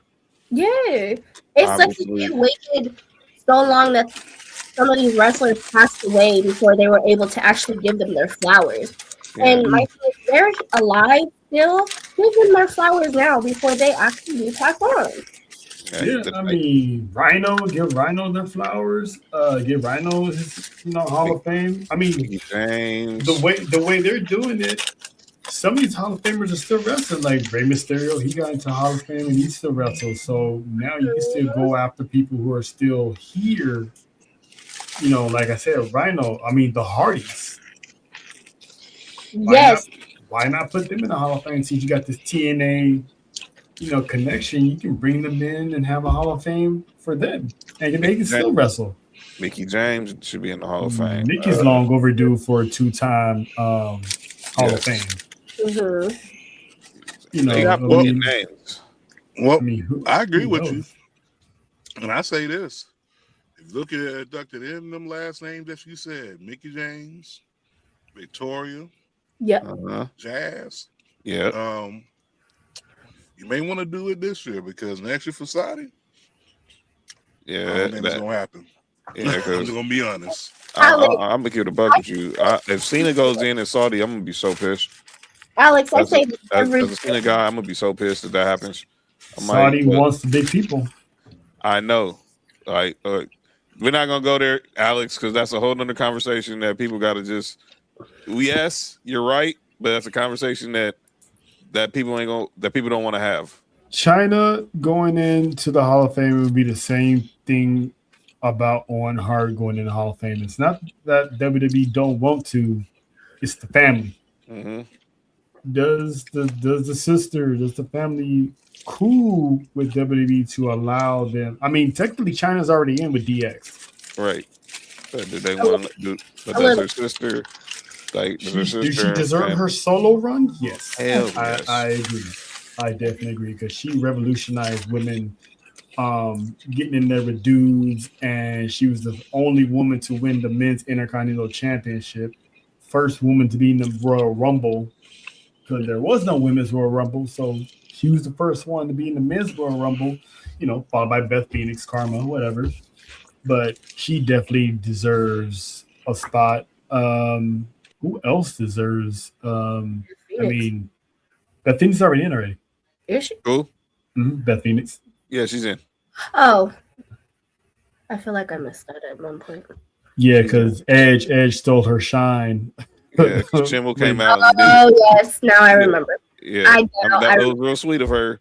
It was real sweet of her to do a tribute to her husband. But good God, you forgot who your husband was too, huh? Yeah, our superstar. I do remember that now. Yeah, but I mean, there's a lot of people that deserve to be in the Hall of Fame that are not in there yet. So hopefully, we'll see. We'll see. Yeah. If they're going to do Cena, do it this year, even though he's not expected. But if you need to move some tickets for WrestleMania, put Cena's name up there. Please. Guarantee you those tickets will move. I'll be there. You better believe it. We'll find a way. If Cena's in the Hall of Fame, I'm going. I'm going. I fortunately didn't get a chance to see Kobe's induction. I ain't missing John Cena. Nope. If John Cena gets in, unless he's in Saudi, I want to be there to see my guy go in the Hall of Fame. I'm just saying, people don't gonna be out there surprised. donating plasma. They're gonna be kidney and sperm banks. Sperm banks everywhere. Are filled. People gonna be out here. People gonna be out here selling ass, renting out their wounds, having babies for folks. Hey, the Bunny Ranch is not that far. Didn't they shut that down? Didn't they close that place? It's probably haunted anyway. Alex said, "How long till AJ gets in?" I think 20. It'll be 27 or 28 for AJ. You know what? They're gonna finish. You know what? I would be cool seeing AJ this year in the Hall of Fame. You ain't lying. I go for that too. Mm-hmm. Just don't have that shit at 10 o'clock like you did last year. That was no. the dumbest thing ever. That was all Triple H for talking too damn much. That was Triple H for talking too damn much. Still, that speech alone was like almost 30 minutes. But still, they couldn't have did that. Why did I do it 10? I know it's Vegas, but put that shit on in a decent hour, man. SmackDown was over 8. I mean, SmackDown, they did it. I mean, every year before, they always did the Rumble. I mean, the Hall of Fame in the arena where SmackDown was. This is the one time they went to the Fountain Blue. But what day can they do it? Because they have all of these stuff going on during the week. Where they gonna put it? See, me personally, I always thought they should have opened up the weekend with the Hall of Fame. Yeah, but they got TakeOver. No, I mean that Thursday. I always felt that Thursday, you do the Hall of Fame Thursday, you do SmackDown Friday, you got all day for WrestleMania Saturday, you got WrestleMania Sunday, then you got the Raw after Mania, NXT after Stand and Deliver. But I think I've always felt the Hall of Fame should have kicked off the venue, especially because obviously there's still people flocking into town. Some people already probably been there, but there's some people who will flock in Thursday, like your situation, flocking in Thursday night, who might just go straight from McCarran and go put their bags down and head straight to the building. So I always felt that would be always a good way to kick off the weekend. If I was ever to be the organizer, just you have the Hall of Fame kick off the weekend. Obviously, people still gonna go to WWE World that day. They're still gonna go to the store that night. All that. But kick that off the weekend, and then Friday you got SmackDown. Saturday you got NXT and WrestleMania Saturday. You got WrestleMania Sunday, and then you got Raw after Mania Monday. It can work. You don't have. It don't have to be people. It gives you more options. People don't feel like they have to choose. Should have to choose Friday the SmackDown before WrestleMania because it's at 5 out in Vegas, and then 10 o'clock you go into the Fountain Blue for Vegas. Yeah, For the Hall of Fame. I'm not a big fan. I was never a big fan of the Hall of Fame being right after SmackDown. Right. But it's also like that. That's an inconvenience for everyone out here in Central and Eastern time zone because we were watching the Hall of Fame. I fell asleep. It was 2:00 in the morning. Yeah, like I not want to sit here and watch y'all talk at 2:00 in the morning. Neither was Booker T. Listen, yeah, you fell asleep watching it.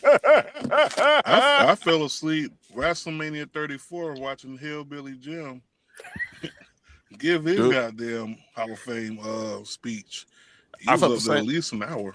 I felt the same way when Mr. T at WrestleMania 30. I was just about to say that too. When he said he loved his mama. Oh my God, dude! I love Mr. T, man. But I mean, how much time he had to love his mama. And when Kane came out, I was like, oh my God. I love my mama.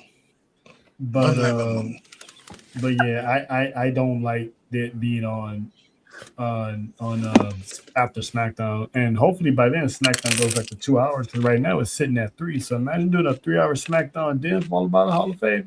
Yeah, that means because it'll be in that. It'll start at 5 local time, in at 8. Hall of Fame be at 10. Yeah, I'm good. Last year it was 5 local time, ended at 7.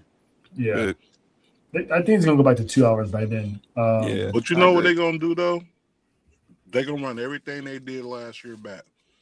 Mm-hmm. So you're gonna have another roast. Whether Tony, whatever his name is, was it Hitchcliff? Yeah. Whether he's gonna be doing it or not, they saw success with that. Mm-hmm. They're going to do that again. Personally, if you wanted to stretch it out even more, you can do that roast on a Wednesday. You ain't got shit going on but Evolve. And Evolve is probably more than likely still going to be taped at the Performance Center, but if they're smart, they'll bring it out there to Vegas.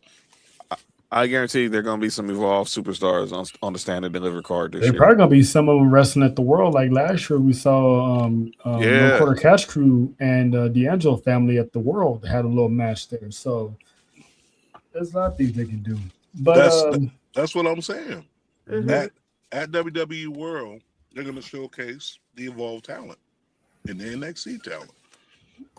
But before we get to our closing segments, I kind of like this idea between me and Nessa lately that we've been coming up with this, every now and then we play a little game on here because you see something online that's like, ooh, that looks like something fun. So the first time I put, who's giving up the seat at the table. Last time Nessa had, which row you sitting in on the airplane. So this one I like to call who we flipping. Wait, what?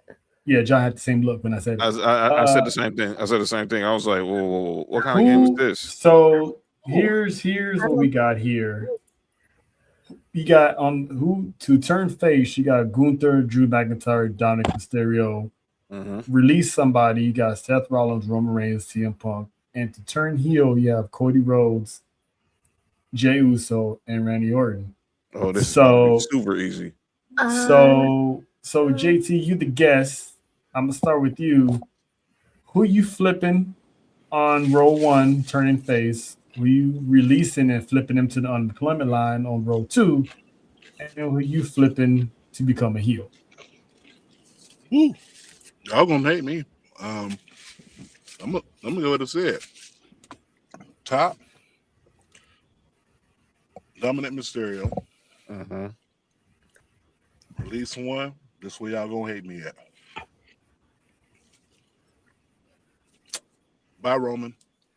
Ooh. And you know what? Money, It's probably gonna come from my throat. No, I'm no. telling you. It's definitely coming from my throat. Leslie's coming for your throat. You getting rid of man. Yeah, Leslie. I'll tell you why. Go ahead. It's about that time. For him, not saying that he don't have plenty more, miles on the Hi, engine. Cody. Jody. He has plenty of miles on the engine, right? He has a lot, but I think Roman's at that time and stage of his life, similar to what The Rock went through, as far as with Hollywood, because he wants to do the Hollywood stuff. He wants to eventually not wrestle and have a lesser schedule. Now, and for Roman, I think he benefits more in Hollywood versus wrestling. I think he could be another big star if positioned with the right agent. But yeah, we can get Roman up out of here. I love Roman. I like Punk. I mean, we can release him too. Now, if I'm gonna turn one person heel, it's Cody Rhodes. I am tired of seeing Captain America. Give me Homelander. I'm telling y'all, that's Prince Charming. All right. Nessa, who you flipping as a face? Who you sending to the unemployment line? Who you flipping as a heel? Okay. Think logically as well. I am. Hold on. Looking at the three, Gunther going face just makes no fucking sense ever. Drew McIntyre, I mean, I would say Drew, but honestly, Dominic Mysterio going face before Drew kind of makes sense. So I would say Dominic, even though it's something I don't really want because it don't make no sense for me. But anyway, I'm firing Seth. Bye, Seth. And I'm with El Jefe down there, Cody, Mr. Raheem. I need to see the darkness. I bet. John, your turn, brother. All right. I think we're on agreement. I'm going with Dom. Dom is look. I'm going based off. We just talked about WrestleMania. Me and you we all was watching WrestleMania Sunday. Somebody got in his ears like, go back and get your curtain call. That's to me shows he can be a good face, whether he's anti-hero, trying to still be the bad boy, have that bad boy image, but not like the Power Rangers Trail used to call him when he was younger. Release, and this kills me too. I'm getting rid of CM Punk. I just think he's at peace now with everything he's done to come back in WWE. Still gotta get that jacket. But he's I can't. Yeah, I know everyone's shocked. I would say that. It was either gonna be him or Seth. I wasn't releasing Roman. No more Pepsi products for you, John. Yeah, probably. That's probably gonna be. They're probably gonna cancel my membership at the end of the show. But it's because I think at the time now, he done had his moment, and I think he'll be more about AJ than himself. I know, Alex. Don't kill me tomorrow when I get into work. And I was I'm a Punk guy. I just put the dang jacket in my cart on shop. So, but it's not an easy decision. But I just look at it where it's time to. He's in the phase of getting people over now, and he said, and that hit it to me the most when he tried to get LA Knight over in that battle royal, and then easily the heel is Cody. Look, I mean, come on, man. I know he's trying to hold on to dear life of being a face. So you can be the next John Cena. All right. I remember you turning on Hardcore Holly, dude. I remember dashing Cody Rhodes. Thank you. I remember all that mask crap. And obviously I saw the stuff you did in TN and Impact, whether it was even if it meant degrading your own wife because she tried to shoot her shot because Moose was trying to shoot his shot or whatever. No, man. We need this dude. And I guarantee you, if we get that dude, he is going to go straight to the moon. But yeah, it would have been it was difficult for me to choose Punk because I really was thinking Seth, but no, I obviously we still got. I don't want to see Punk going. I don't want to see Seth going until we get him and Roman one last time. All right. So, Charles, before you start, why do they have this man with no eyebrows in this picture? who? Why are they doing Dominic like that? He has eyebrows. He has Where? some eyebrows. Where? I'm blind. I can see them. I I can see I them. can see them. They're right here. They're right here. What they at though? I can Thank see you. them. I don't see See, no what's eyebrows. throwing you off is he's growing in that beard. That's what it is. This is pre porn stash. This was right when he got hooked up to the Judgment Day. Jonathan, don't start. I don't see no type of eyebrows. I see It's nothing. there. It's there. You need to upgrade your prescription. So sorry, that was bothering me. I know. You don't OCD, have to be OCD lonely. fam. I got you. I got you. Onlyjust.com. Yo, JT, what the hell? That's what we doing, right? I do not. None of y'all. Please tell me nobody heard that. What? Wow. This is what we.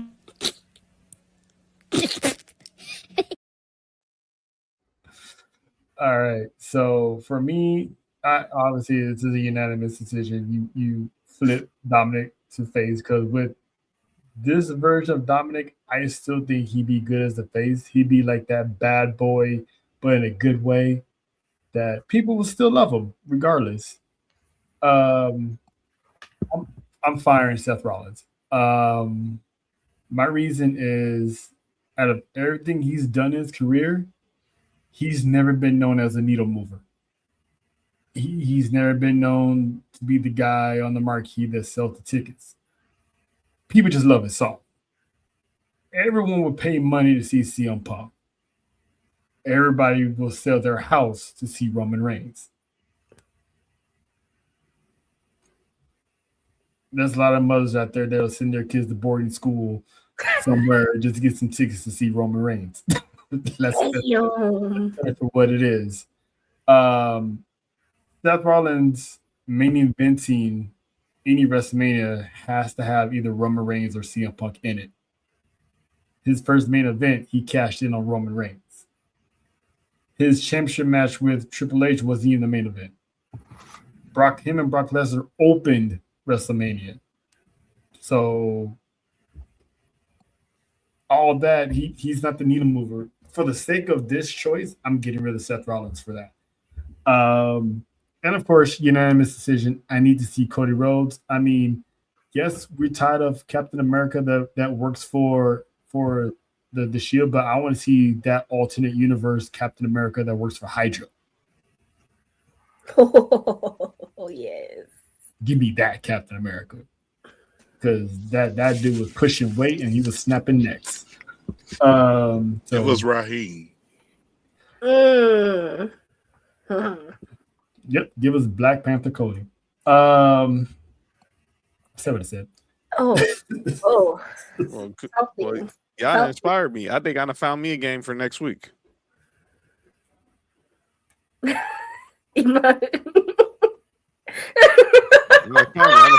found a graphic for a game for next week.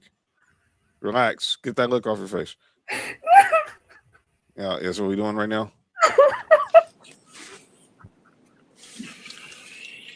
Y'all some sick freak. Y'all some really some sick freak. How about no?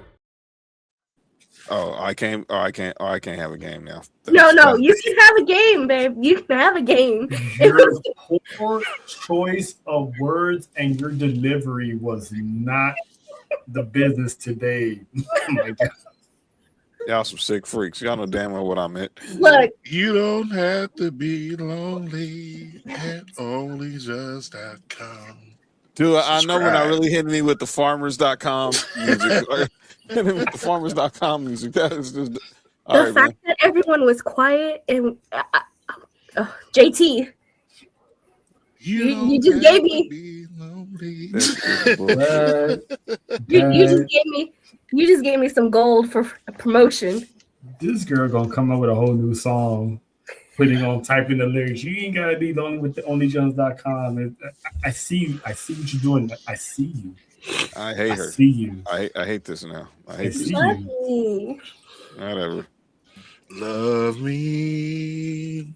Hey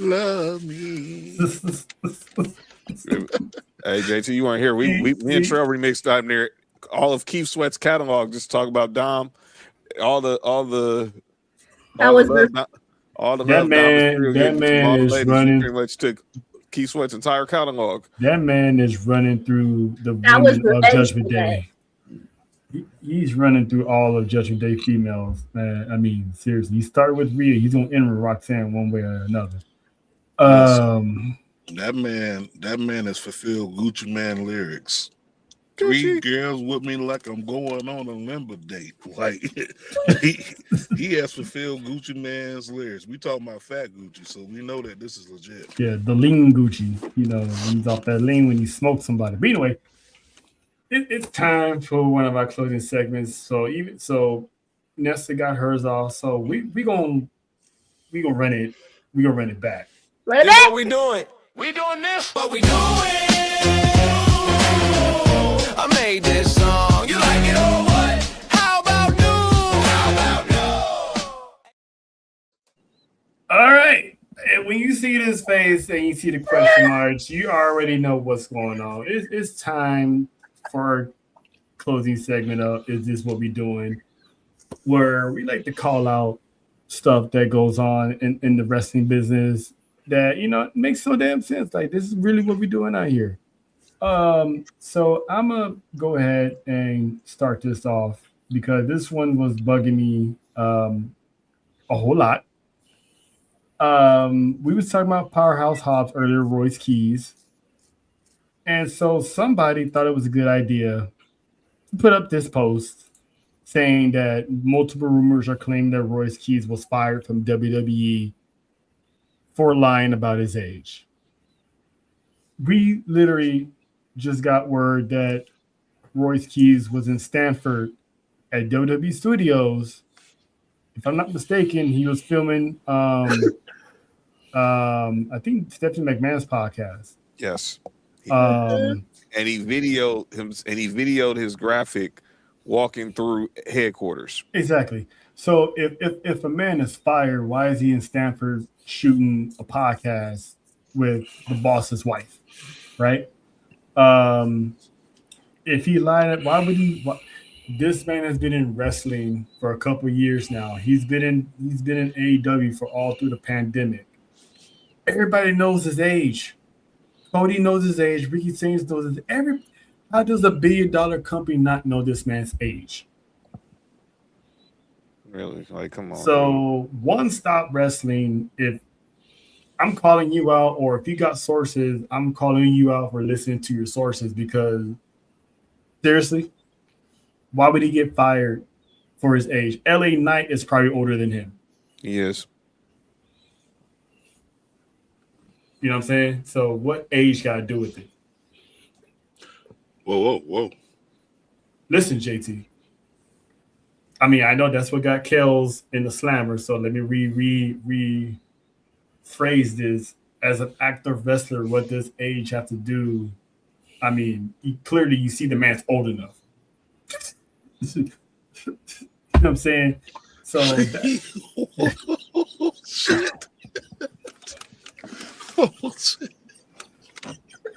you know, never mind. You know what? That's wild. You know what? Yeah. You know what? Where is he? Where's you know what, JT? Ejectocito, cut!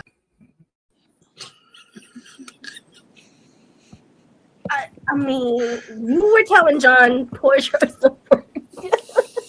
I'm literally talking about age in wrestling. You know what I'm saying? So you know what? Whatever. Clearly, the man can. Why would he lie about his age? That's all I'm saying.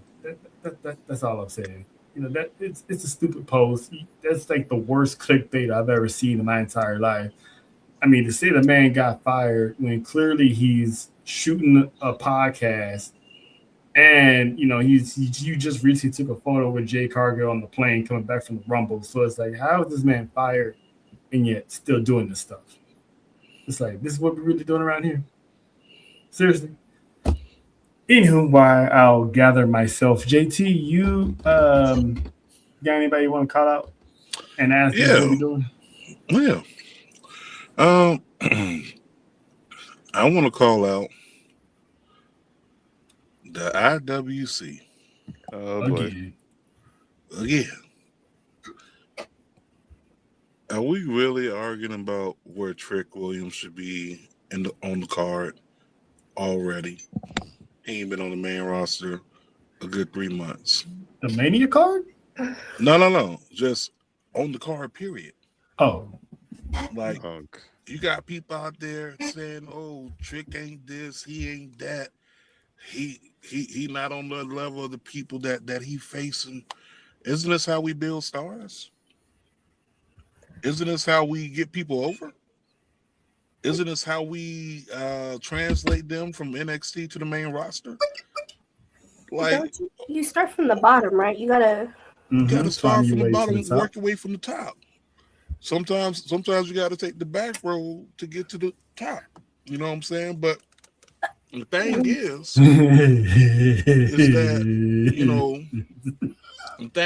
that why are we arguing about Trick Williams and where he's at, and he's not over yet? Listen, Trick is over.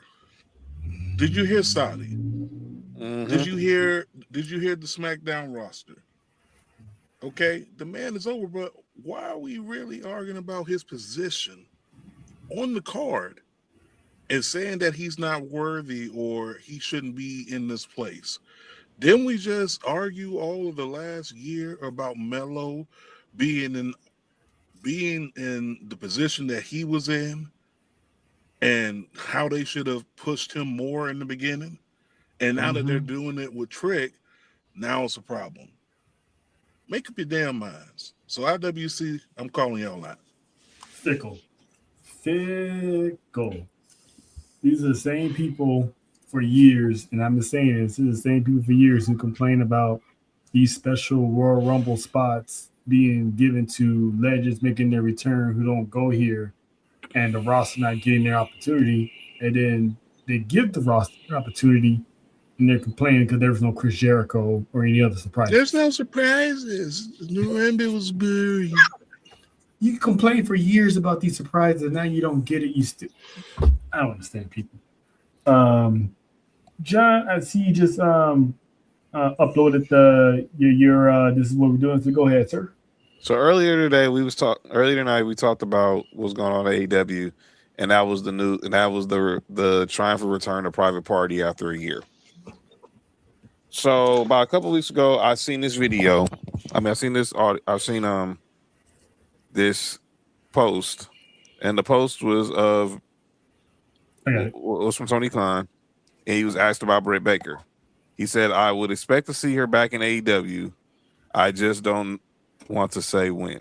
That nigga look like a doofus. And here's the thing, my problem with this. You don't want to say when, but you have Britt Baker out there promoting during Super Bowl week in San Francisco. Her, Harley Cameron, Anna Jay, Kevin Knight, they were all out there repping for the brand. But only one of them is one that's been put on ice for like the last 2 years now. We hadn't seen until tonight. We hadn't seen Private Party in a year. We was all questioning, like, was Zay hurt? Was Quinn hurt? Is the contract up? Is one contract up? What's the situation? Clearly, we know Britt Baker is still under contract, and you're putting her on ice until you feel like it's time to bring her back. What are we waiting on, man? This is what we're doing. If you're going to use her. If not, I'm like this. If a person don't want to work here, let them go. You can buy the person out or give them a non-compete and let them go do what they do. You just signed Andrade back. We all saw the drama he went through recently. So if you're not going to use a person, if you really not having a plan, let them go. Because you're also doing the same thing with Anna J too. But this one, because he's been there since day one. You know what that quote says to me is I put it on TV when I feel like it. Basically, When I say so. He knows when. He's just like, meh. I got her at home. Why y'all worrying about it? That's pretty much what it is. I mean, the woman's been good to go. The last time we seen her was in a poor feud with Mercedes Moné that should have been something than what it was. But they didn't really do nothing with that, and next thing you know, she was gone. So she's just out here getting paid to take a 2-year vacation just to, she has more time to do her dentist work than anything else nowadays. But it's sad though, because this woman should be working. Private Party should have been working. I'm starting to think they put them out there because it's Black History Month.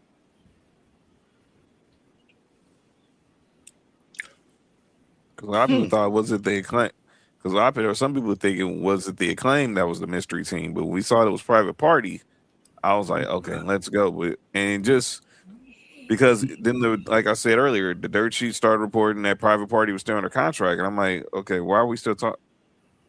This came up out of clear blue because I hadn't thought about Private Party for months, and then here they go. They show up tonight. When March hits, keep tabs on how often we see Private Party, and if we see them, is it going to be on Wednesdays or is it going to be on Purgatory Saturday? Better be on Wednesdays. Let's be real. I sure as hell don't watch Saturdays. I started watching Saturdays when CM Punk left. I think they're probably gonna be a mainstay on Collision. That's weak. I'm just keeping it a buck. Yep. Only because their roster is so saturated, right? Mm-hmm. It's no different than WWE. The only difference is WWE has more shows to send them to, versus just keeping them there. They got Ring of Honor, CMLL. Yeah, but the thing is consistency, right? Yeah. Consistency with using them on those CMLL shows and all that. I think we'll probably see Private Party on Collision, and we may see them on an episode of ROH. Do I see them like on an episode every week on Dynamite? No, because they got way too many people to get over. You got to get over the Rascals. Mm-hmm. You got to get over who just recently signed with them not too long ago. Jake something. Well, no, he hurt. So he's hurt. But obviously the Rascals, FTR, the Young Bucks, whatever they're doing with the Acclaim, I think it's just stupid. They put them and Tony Khan also said that he's still scouting more talent. Listen, I ain't gonna. At this point, my guy, you got more toys than Sid off of Toy Story, and you are disfiguring some of those toys by keeping them in the position that you're keeping them in. And it's no different on the WWE side. The same thing. We can go through the list. I think I definitely agree with you. Trail and John. If you're not going to have a plan to use them and actually, hey, here is the plan for the next 3 months for your character. If you ain't got at least a 90-day plan for them, or having some type of 90-day plan for them within that year, just go ahead and release them. Buy out the contract. Because what happens is the character becomes stagnant. We don't see them. People start to lose interest. People are like, okay, why do I care? And that's the thing that's going on with Britt Baker. Mm-hmm. Why do I care if she's signed or not if I have not seen her in almost 2 years on television? So here's my question, because I don't really watch AEW like that. Mm-hmm. Wasn't he doing the same thing with Rey Fenix? Mm-hmm. Yeah, Yep. the same thing with Ray Phoenix. I mean, but like I said, both companies are notorious for it. Mac Millie, what's good? Yo, I what mean, is going on? WWE stepped in and was like, listen, just let us buy Ray's contract. mm-hmm. Just let us do that. If WWE wants Britt Baker, I think they would have did that move early. But So do you think that that's just his way of saying like, this is my control? And yep. No, think about it. It's no different than we hear number 45, 47 when they ask him a question he really ain't got an answer for. He just throw some shit out there. Mr. Mhm. President, so what's going on with the Dodge checks? I can let you know that the Dodge checks, they're coming.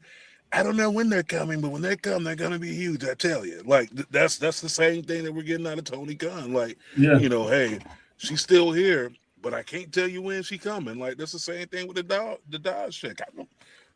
I'm sorry, the Doge check. I've been waiting on this Doge check, for a minute. What my 2000 at? That's the same way I feel about Britt Baker. What's Britt? She has her last appearance was November 13th, 2024. She beat Penelope Ford in a match.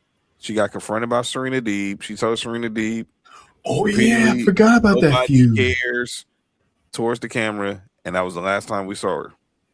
That's what I'm saying. They pulled a Judy off of Family Manners. When Judy walked up them stairs on Family Manners, you didn't see her no more. Never say yes. Never came back. They killed that girl and buried her in the backyard. That's exactly what happened. There's a child missing. Like I'm sitting there like, okay, why is it only Eddie and Laura and Richie? And then you brought in 3J, but where the heck happened to Judy?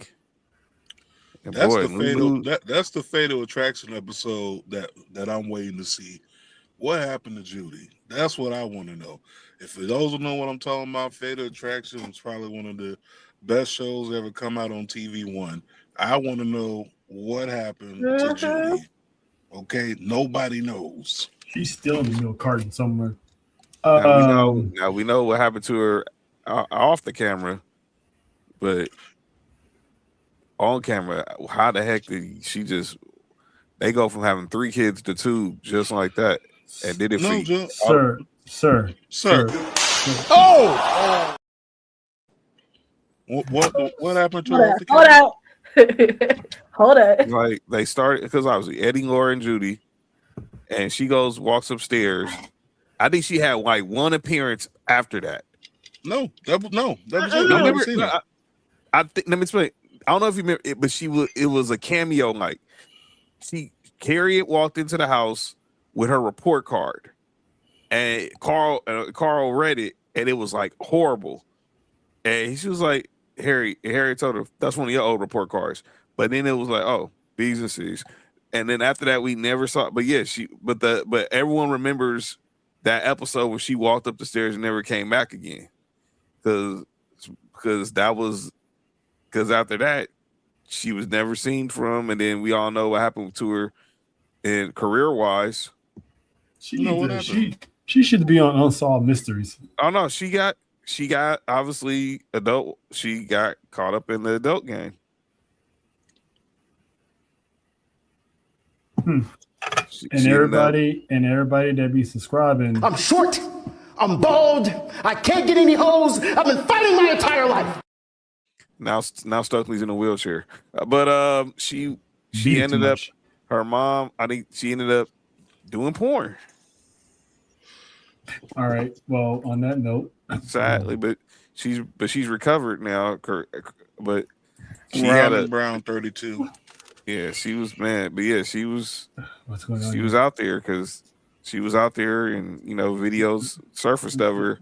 And I was like, oh, not Judy.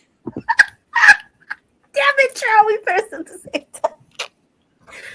time. This woman has been brought to you by John. What? I'm just saying. The jingle. You gotta do the jingle. You don't have to be lonely at onlyjohns.com. But that's the true story. I saw it on TV One. I was like, I think I saw it on one of those. What's the name of that? Behind the like the dark side of the The Dark Side of Comedy did. Let's not on Oh, Dark Side of Comedy see too. them round and brown. Oh, you seen that? No, I'm Nah, joking. I ain't No. see that, but I found out the story on Dark Side of Comedy. Yeah, They did an episode about family matters. Please clip that for me. Yeah, this one. Okay, this is what we're doing. Okay, yes. If not, I will do it myself. No, but yeah, I remember seeing that very same story that you talking about, John. Yeah, it's crazy. That's insane. She went from. Yeah. How did we? Like, as JT always say, how did we get here? JT, Because we're trying to figure out what's the purpose of Tony Khan saying what he said about Britt Baker. She ain't been on TV since November of 2024. He gonna bring her back when he wants her. He gonna bring her back when he wants to. And to be honestly, we ain't seen Serena Deeb since then either, really. but so is she still getting paid? Yes. Of course. Yeah. Okay, so my thing is, as a business person, why are you paying someone if they're not doing anything? Guaranteed contracts, Mm-hmm. and that's the thing about it. It's one of the best and worst things that happen in wrestling, right? The best thing because no promoter could shine you out of money, right? Mm-hmm. The worst thing is because you can do the bare minimum and still get paid. Yeah, like I think it was. I remember watching after WCW got bought. WWE actually reached out to all the top stars of WCW to try to get them to go ahead and sign. Right. And only a few of them did, and those are the people that you see inside the Invasion angle. Mm-hmm. When it came down to your Kevin Nashes, Goldberg. your Scott Halls, your Goldbergs, your major players, any of those, they said, why would I come off my couch to take a deal that is less than what I am guaranteed in my contract with Turner? I'm going to sit this out. And that's one of the things with guaranteed contracts. Now, granted, we don't personally know what's going on with Britt Baker, right?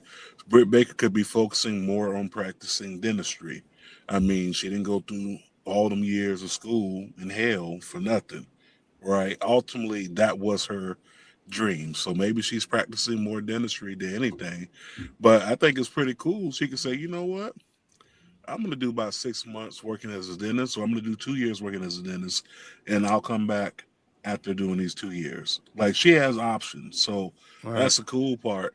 The bad part is like, okay, if she really don't want to be with the company and we just stalling her out, because you know that they're going to add on time for injury, right? If you're just stalling her out and just saying, hey, we're just going to hold you until your contract lapse, then once again, back to what I said earlier, you're going to stagnate that character. And by the time people want to care about the character, it's going to be a little bit too late. Maybe that pop is not as loud as it would have been if you would have just released them when you figured out you didn't have no plan for them. Yeah. Mm-hmm. And hopefully this didn't start happening in the middle of a re-sign, because if you read up on the contract, you just screwed. But we're gonna get up out of here. JT, tell everybody where they can find you, my man. Yeah, so you can find me hugged up on your mama at work. Yeah. No, but no, real talk though, you know. Who hasn't hugged up on somebody's mama at work? Hey, listen, it's in the name. Your mama work husband, your mama work friend. You can find me hugged up like Drewski. No, but drop in on Thursday, of course, 10 p.m. We go live. That doesn't work like that. We go live at 10. We go live at 10, man. We just gonna have a good time, man. Talking some wrestling shit. Follow, of course, at Marks with Mikes on all platforms. It's easy, MarksWithMics. That's everywhere. IG, Book of Faces, X, formerly known as Twitter, the Tick of the Talk. Also find us on the YouTubes, and I'm getting ready to see how I do a Discord and set that up and some other things. Be on the lookout for some interviews getting ready to drop, as well as a special project that we really can't talk about until they drop it. So tune in. All right. Well, tomorrow, catch me, Dale, Bishop Jeremy, and the return of Jay Smoke for Best of the World podcast. Mark would be, I mean, not Mark, John will be doing Sports for You on Friday, usual time. Him and Special starts not. I'm actually going to start an hour earlier for the Rising Stars game. Starts at 6 o'clock, so I'm going to get a little All-Star weekend feeling fresh off the celebrity game. So, but almost to see how the young guns. In the middle of that, there's going to be a double CCN feature that day because Sports for You Wrestling will be going live for TNA's No Surrender also that Friday night at 5 p.m. Central Pacific Standard Time. So before you get your sports fix, come tap in with us for some little TNA. You know what I'm saying? Can Mike Santana survive, with being in the ring with 3 guys who want the championship? So, stay tuned. Guest list would be to be determined, depending on who shows up. So Steve Macklin, you're wrong. Yeah, he is. But Fab 4 be back on Monday. Travel War Zone. Causing chaos while going raw on a Monday night. You know how we do. So until then, enjoy your wrestling week. Enjoy the sports. And of course, always get the rag, get the soap, wash your ass, please. Yeah. And happy Valentine's Day to everybody out there. Deuces.